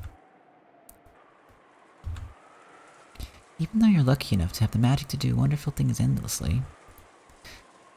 How boring. Hey, don't complain. The path of the Golden Witch cannot be completed in a day. You are still incomplete until you finish the 10th twilight. For now, stay quiet and follow my instructions. Got it? What happened to your answer? Your answer. Sure. Very well, that will do. Well, there's still much to do for the resurrection ceremony. You still have to kill 5 people. You should do it without toying with them too much, with beauty and dignity, and with at least a little restraint, okay? What Donove told you about how I did it that was a bad example. You mustn't use that as a model. Engrave that into your heart. Yes, predecessor Sama. A good answer. Donove, the 7 stakes of purgatory. Arise. Yes, milady. I, Donove, am here. Lucifer of Pride, right here. Up until this point, I've been a little flashy, but, the dignity of the Golden Witch is also important. And about that, as the Donove laughed at Beato's uncharacteristically flustered speech, he summed it up for her.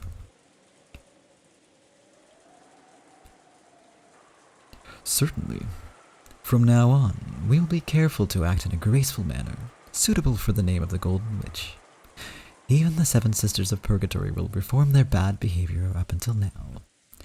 And we shall espouse to perform our task in the quickest possible manner. Would that be acceptable, milady? Indeed. That's it, more or less. Everyone take it to heart. Okay? Yes, certainly. And that is all I wish to say. You may leave now. Certainly. If you would excuse me. Excuse us.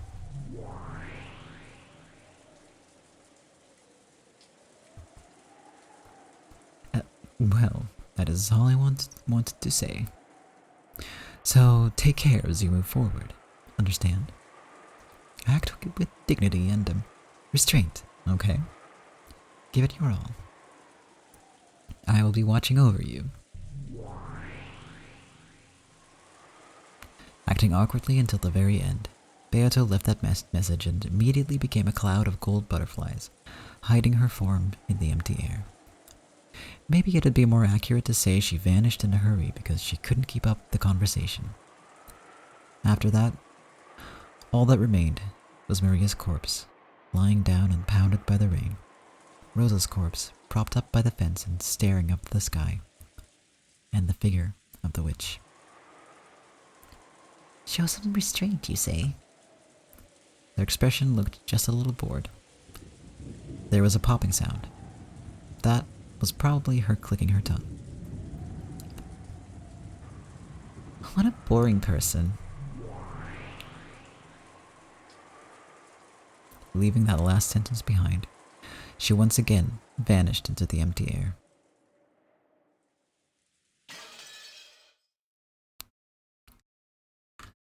Yeah, I guess we'll find out if it works or not. The change of heart that Beato might have had, or might not have had, we will find out. But first I'm going to take a little break. And yeah, she does not know what restraint means. Yeah, see, this is why I need to take a break, because sentences are hard now. Cake break. That sounds wonderful. Yeah, enjoy your cake break. And I will be back in a bit.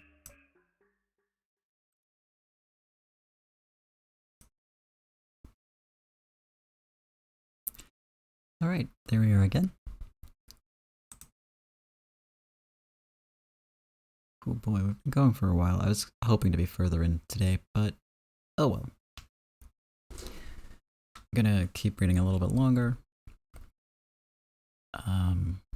But yeah, this is gonna be 7 episodes total, I think. Maybe even 9. Damn.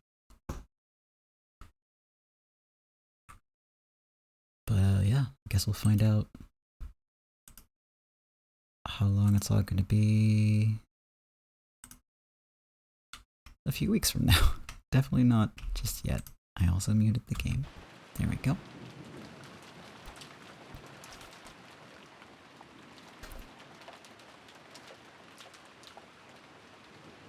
Ava is sleeping. Phew. Looks like she's finally calmed down. Hideyoshi wiped his own forehead. For a time, Ava seemed to be having a very painful nightmare, but it appeared she'd finally fallen asleep. As promised, he still gripped Ava's hand. He thought it might be time to let go pretty soon, but he faithfully continued to hold on. Every once in a while, his hand would get tired and he would switch between his right and his left. But even so, as promised, he didn't let go of her hand. Oh, that's so many languages. I'm Dutch, so Dutch is my native language. You know a ton though, don't you? At that time, there was a heavy knock. Ava had finally been able to fall asleep, so Hideyoshi grimaced for just an instant. Aniki, Hideyoshi-san. Sorry. Is Rosa there? It was Rudolph's voice. What could it be? Hideyoshi headed for the door, hiding his footsteps so that he wouldn't wake Ava. It was definitely Rudolph's voice, but just in case, he opened the door without removing the chain. What is it? Something happened to Rosa-san? We can't find Rosa or Maria-chan. I thought they might be with you. I heard her scolding Maria-chan in the corridor. They got quiet after that, so I thought they'd gone back to the lobby. But did they? That idiot. Rudolph clicked his tongue. Other people could be seen in the corridor. Rosa hadn't returned for a while after going out into the corridor, so they'd begun to worry. Near the front door, Natsuhi pointed at the unset chain. The chain isn't set. They must have gone outside to see that rose after all. How extraordinarily careless to go out and leave the door unlocked. What a troublesome person. I'm more worried about Rosa-san and Maria-chan themselves. Right. Hey, brats. Where was this rose of Maria's? I'm pretty sure it was in the flower bed right in the middle of the rose garden. If that's where they are, we should be able to spot them pretty quickly if we go. Dad, should we bring them back here as soon as we can? Of course. We'll bring them back and give them a good spanking. I'll dash out there and come back. Lock the door as soon as I go out. Dad, I'll go with you. Don't be stupid. It's obviously a brat's job to watch over the house with Mama.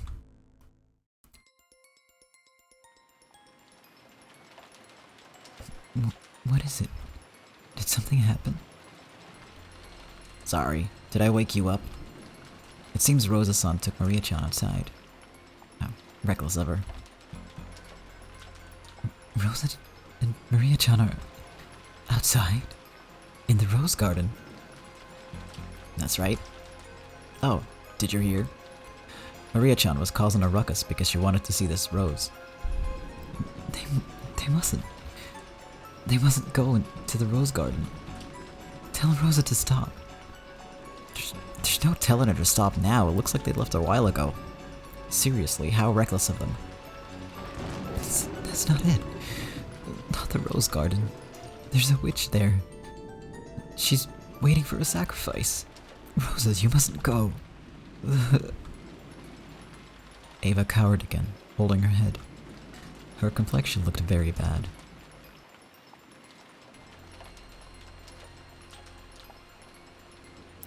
What is it? Did the fever make you dream something bad? It's a dream, yes. In the rose garden, the witch doing that to Rosa and Maria-chan.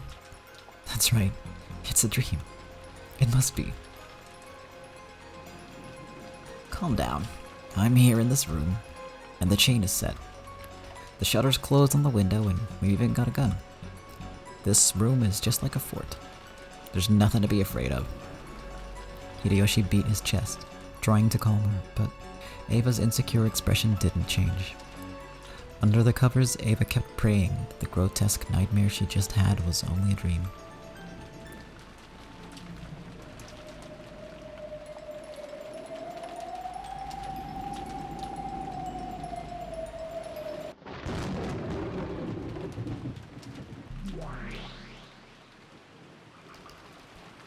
In the center of the rose garden, Rudolph identified the corpses of Rosa and Maria.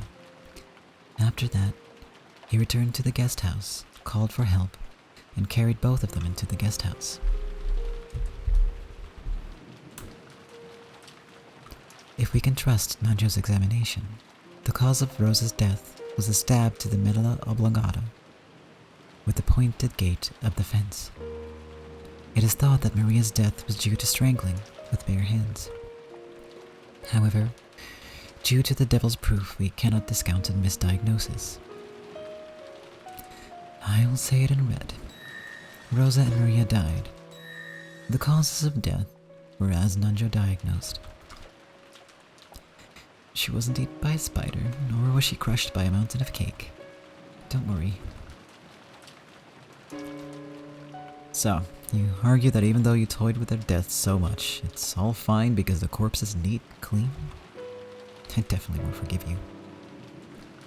I definitely won't forget all of that brutal treatment you gave Aunt Rosa. So I won't forgive you. Like I said, that wasn't me. I believe I gave them a much more peaceful death than the way she treated them. Shut the hell up. I'm not talking to you. It was stated that there are no more than 18 people on this island, and now that 8 people are already dead, we can narrow the field of suspects down to 10. One of them probably killed those 2. Or could it also be an accidental death? Like Maria was having a tantrum, and when Aunt Rosa tried to stop her crying, she misjudged how much power she was using and accidentally killed her. and then she was so upset that she slipped and fell and landed on the fence and unluckily died? How's that? That way, there's no need for a witch or magic. Well, that's not quite true. Actually, Rosa and Maria... Shut up. Didn't I say I wasn't talking to you? You're an eyesore, so disappear. You monster. Balor said that without rage, but with a horribly cold voice. That strange behavior was something Beato had noticed right off the bat. In a fight, both of them could go at each other without restraint. However, he wouldn't even step into the ring. She could feel that coldness. Beato didn't find that amusing. She thought about flaring up, but she held back. Maybe even though she was innocent and childish, she had enough sense to realize that she shouldn't pick fights. Is that so? Then I'll vanish. Ronave, continue for me. Certainly. Will that be satisfactory, Battler-sama? There are no problems with her proposal. If Battler-kun doesn't want to see Beato's face, perhaps that will do. Do what you like. If I can live without seeing that monster's face, I don't care about anything else. Hey, wait a second. You keep saying monster, monster, but isn't that a cruel way to speak of me? Why do you instinctively hate me so much, Battler? Even though none of that was me, even though it was all the work of my disciple. It's not like I'm only mad about what happened just now. It's been like that from the very beginning. Hey, Battler, don't misunderstand, okay? Aren't we just a pair of players confronting each other through a game? We look for moves to make things painful for each other, but don't get the wrong idea.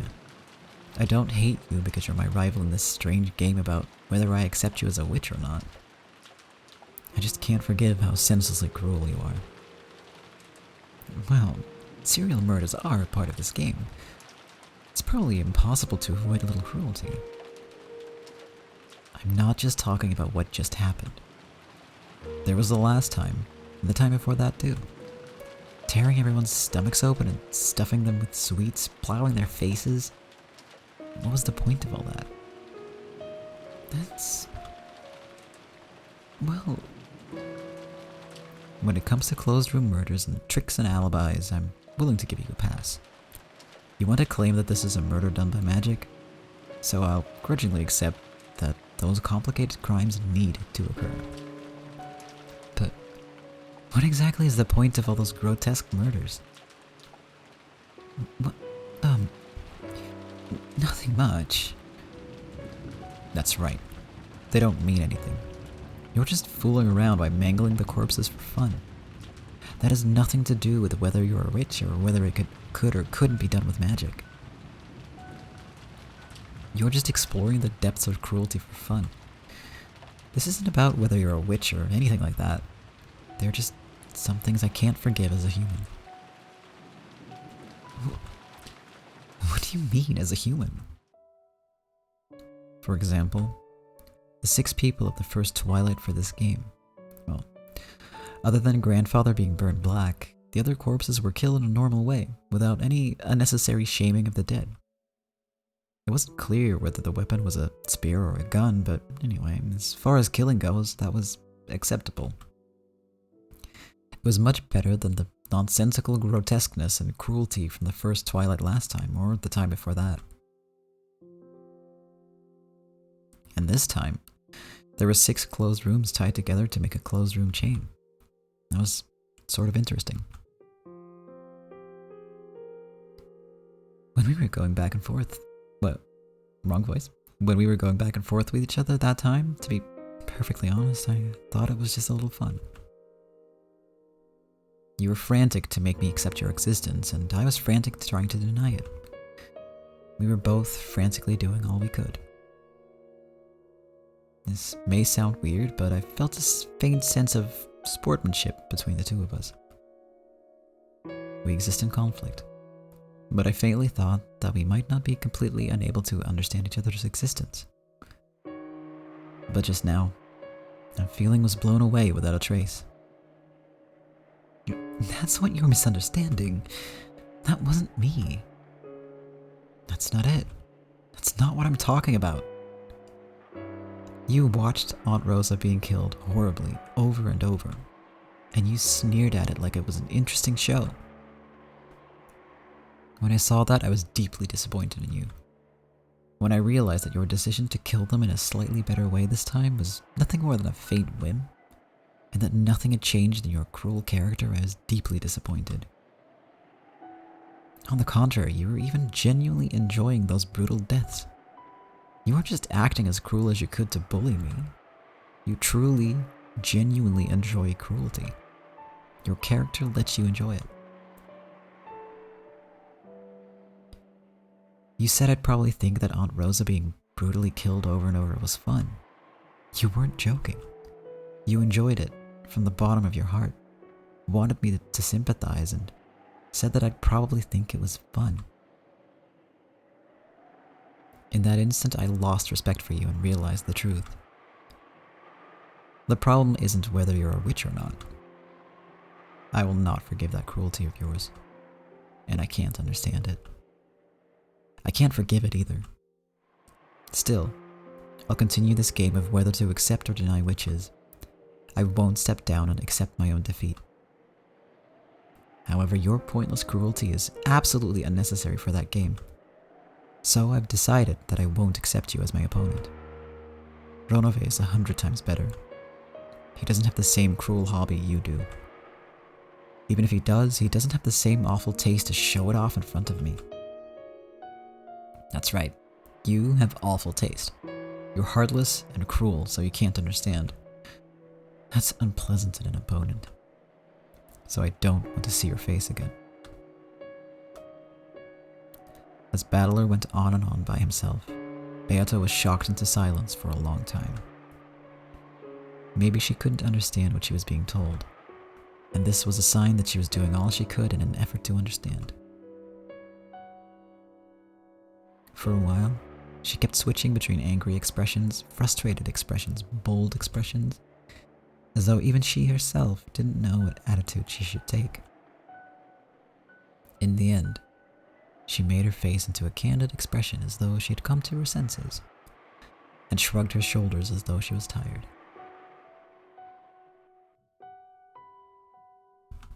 In that case, do as you like. From now on, I will continue this game through Ronove. You have no complaints as long as I don't show myself, right? For the time being. But I definitely won't forgive all of your cruel actions up until now. And I definitely won't accept you. For that reason as well, I won't back down from this fight you've picked. And I definitely won't lose. That's all there is to it. Beato, no matter how many more excuses you give, his impression will not waver. I have something to talk about later. Until then, stay back. Indeed. Understood. Then I'll vanish until you call. Oh, come back. Who said that? Not me. I didn't say that. Looking lonely, Beato turned her back to them and vanished. Battler watched, a slightly displeased expression on his face. He thought his argument had been valid, but for some reason his mood didn't clear up. She's an idiot. That's true. An idiot. And a straightforward one. That idiot watched Aunt Rosa get killed horribly with me, then turned around with a huge smile on her face. She really believed that she could laugh with me at that cruel show. She really believed that I could sympathize with that emotion. Looking at that innocent smile, it just felt horrible. It would have been much better if she'd said it with her normal bullying face. Damn it. Milady has never had the experience of having a friend. In addition, she has probably never had something spoken to her that strongly. Madam and I are her attendants. No matter what we say, it will not reach her ears. For Milady, this is also. Don't screw with me. I don't remember ever becoming her friend. That's true enough. My apologies. There's one thing I would like to thank you for. Thank you for not backing down from that child's game. She spoke words of gratitude, but for some reason, Battler made a displeased face. Then, as though in self-derision, he chuckled. Now that I've even got witches and demons thanking me, I'm screwed. Let's resume the game. Of course, I don't intend to go easy on you. I wouldn't have it any other way. Unlike Milady, I do not get agitated. I've already made my move. If we suppose that Aunt Rosa is the culprit and died in an accident, I can deny the witch. I don't want to suspect Aunt Rosa, but I think I can bear to accept that premise if it'll beat the hell out of Beato. I will deny it with red. Rosa's and Maria's deaths were homicides. Okay, let's start from there.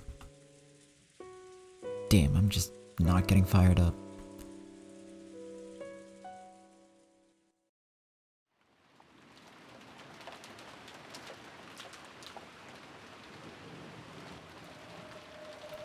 With Rosa's and Maria's deaths, it was now clear that the culprit was still hiding somewhere, trying to add even more murders to his chain. As he shed tears, Rudolph scolded Rosa's corpse for being reckless several times, but Rosa would never respond to that again. They decided to place the two corpses in one of the guest rooms and to seal it until the police arrived. The second murder? No. The murder of the second Twilight had delivered a heavy blow to everyone. It had blown away the optimism that some of them had held.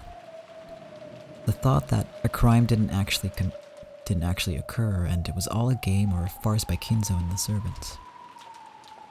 Trying to distract themselves from the loss of the people they liked, George and Jessica had spent the whole time since morning talking about every possibility.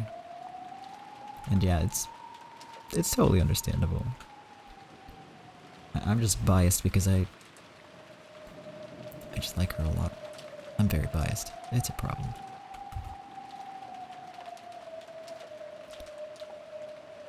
But Beller's feelings are valid.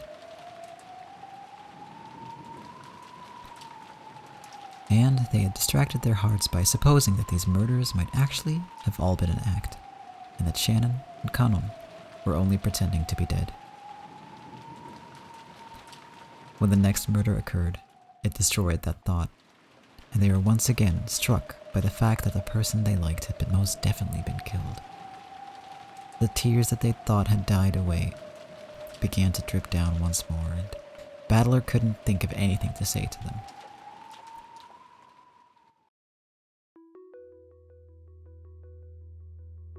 After that, all of the adults checked that all of the rooms were safe and locked, just in case.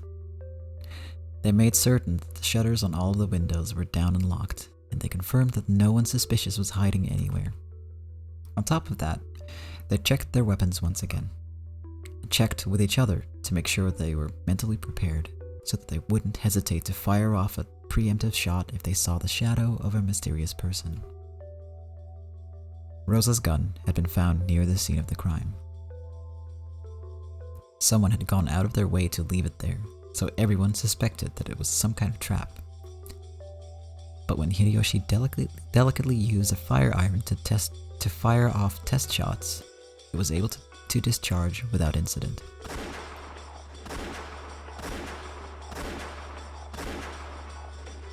So, since the 5 shots loaded into it had discharged without any problems, they reloaded it with bullets and handed it over to the only adult male who wasn't armed, Hideyoshi.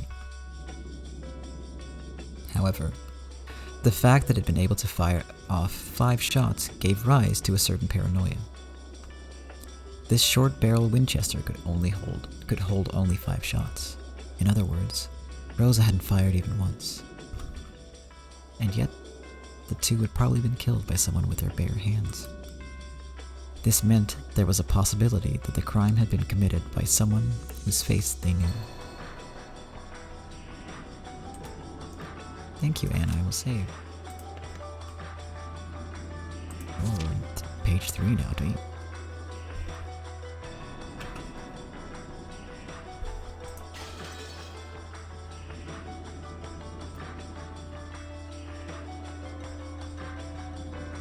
Yeah, basically they're testing for blanks or like I don't know, any kind of like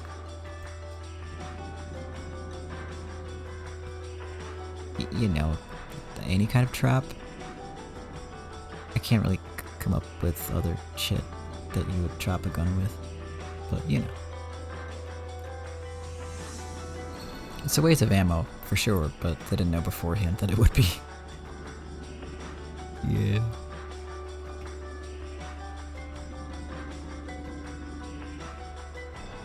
But this bit, I mean,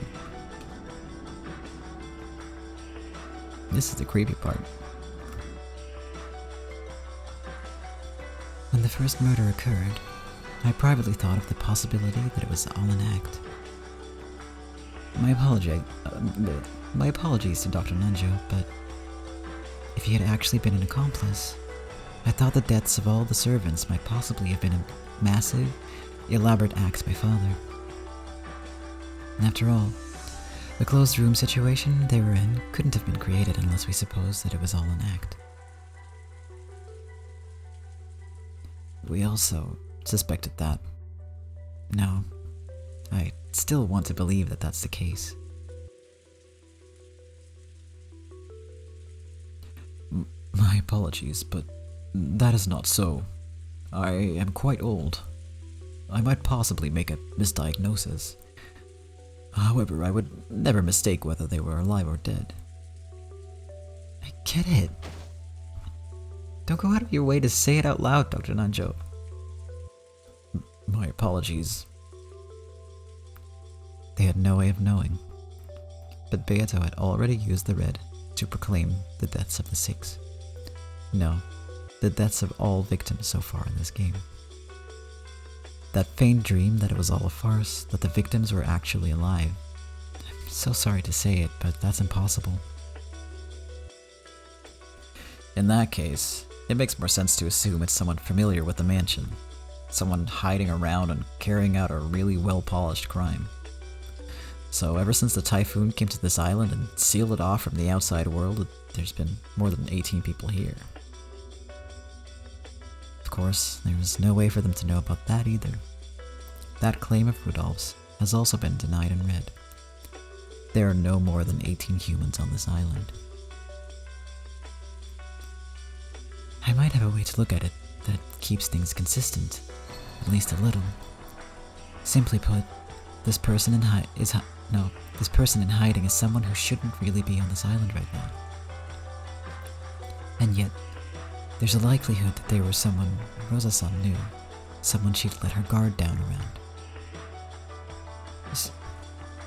So, for example, could it be a servant who wasn't on this 2-day shift? It's hard to be certain about that one. When our servants finish their work and leave the island, it isn't as though we punch their ticket or something to make sure. If we're supposing that a servant on a shift from a few days ago only pretended to leave the island and actually stayed here, that would be hard to deny. I don't think Rosa-san is such a fool. If a servant who wasn't supposed to be here popped up in front of you, who wouldn't be on their guards? I'm not even sure we should be assuming that it was someone she recognized. Maybe they suddenly attacked Rosa from the darkness and were about to steal her gun. Then Rosa fell, hit her head against the fence and stopped moving. The guest house was nearby and they wanted to avoid the sound of gunfire, so they killed Maria-chan with their bare hands. There's also that possibility. Still, even if that's the case, would they really intentionally leave Rosa's gun at the scene of the crime? We don't know what the culprit's armed with, but they've got to feel insecure about our guns. Wasn't that a perfect chance for them to thin out our supply? Why would they intentionally leave it at the scene of the crime?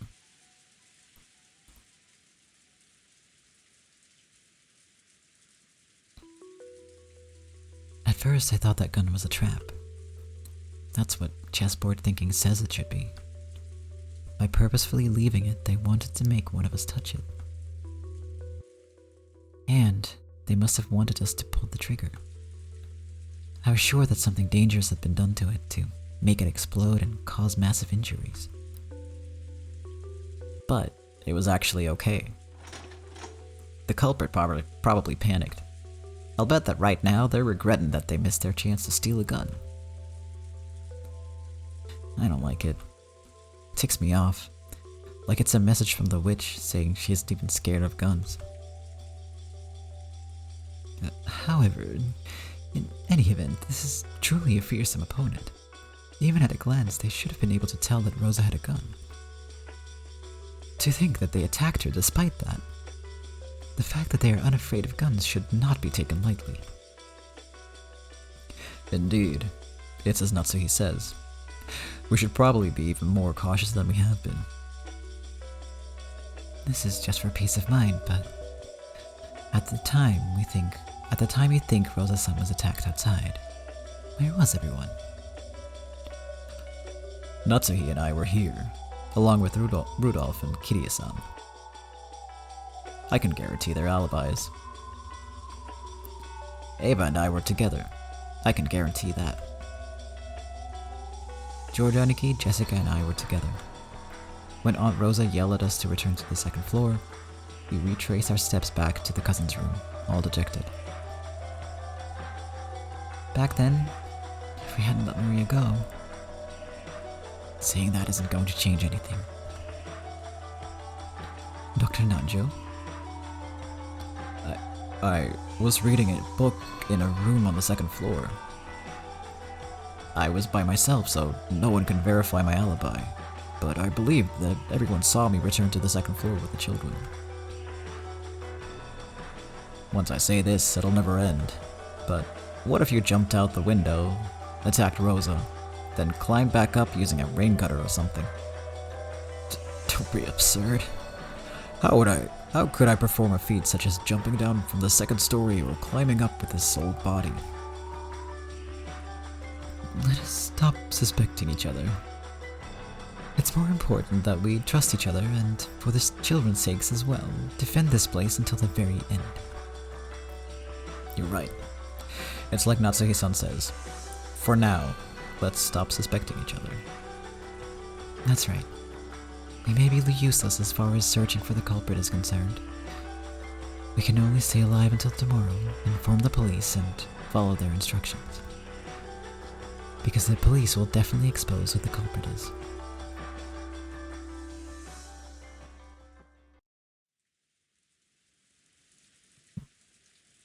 Alright.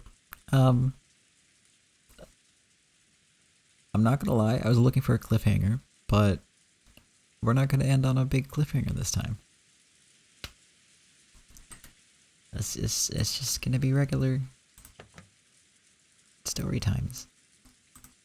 You knew it, yeah, it's time. My voice is getting really scratchy and it's getting quite late, so time to go.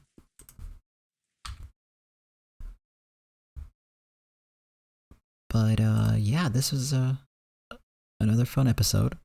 There's so much coming up. There's so much coming up. Next week is gonna be wild. I hope I can get like a good chunk of it done next time. It should be pretty intense. I'm looking forward to it. Yeah.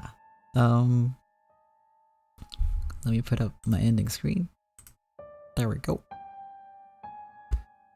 So the YouTube episode, as always, is going to be up by next week. Oh, I'm gonna post that on Wednesday. Hey Brian. Welcome to the stream. Did you talk in here before? Did I miss it, maybe? Or... Well, either way. Hello. I hope you're having a good day.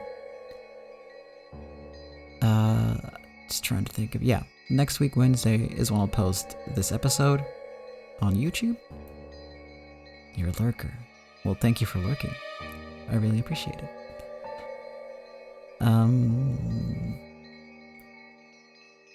The VOD, I'm gonna put that up tomorrow, like the cut VOD for Twitch, like the highlight. But until then, like, you just, yeah.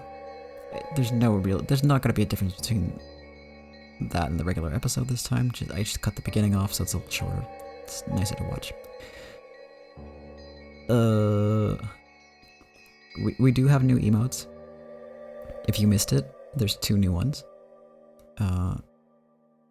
And tomorrow evening, a little earlier than our usual streams, we're gonna do a Jackbox stream to celebrate that I've been streaming for over a year now.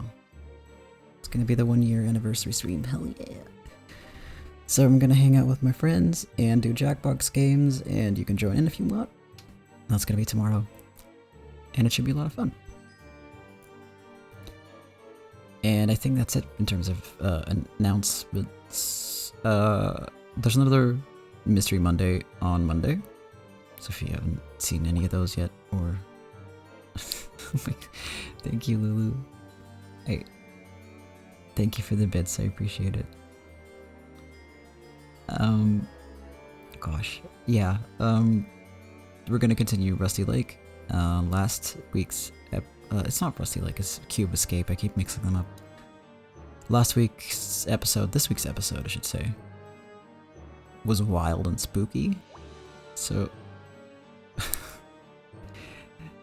check those out if you want. The VODs are up still. I also made some nice clips from it. Anyway, I'm gonna go now. But yeah, thank you, Anne, for the bits. I really, really appreciate it. Thank you so much. It's, yeah, wild, right?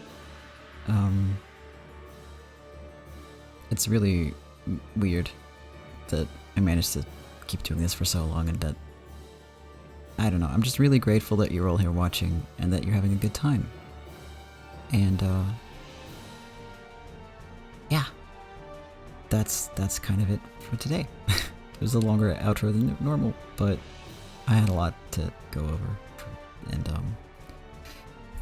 thank you all so much for being here, for watching, whether you're lurking or in the chat or watching the VOD or the YouTube video.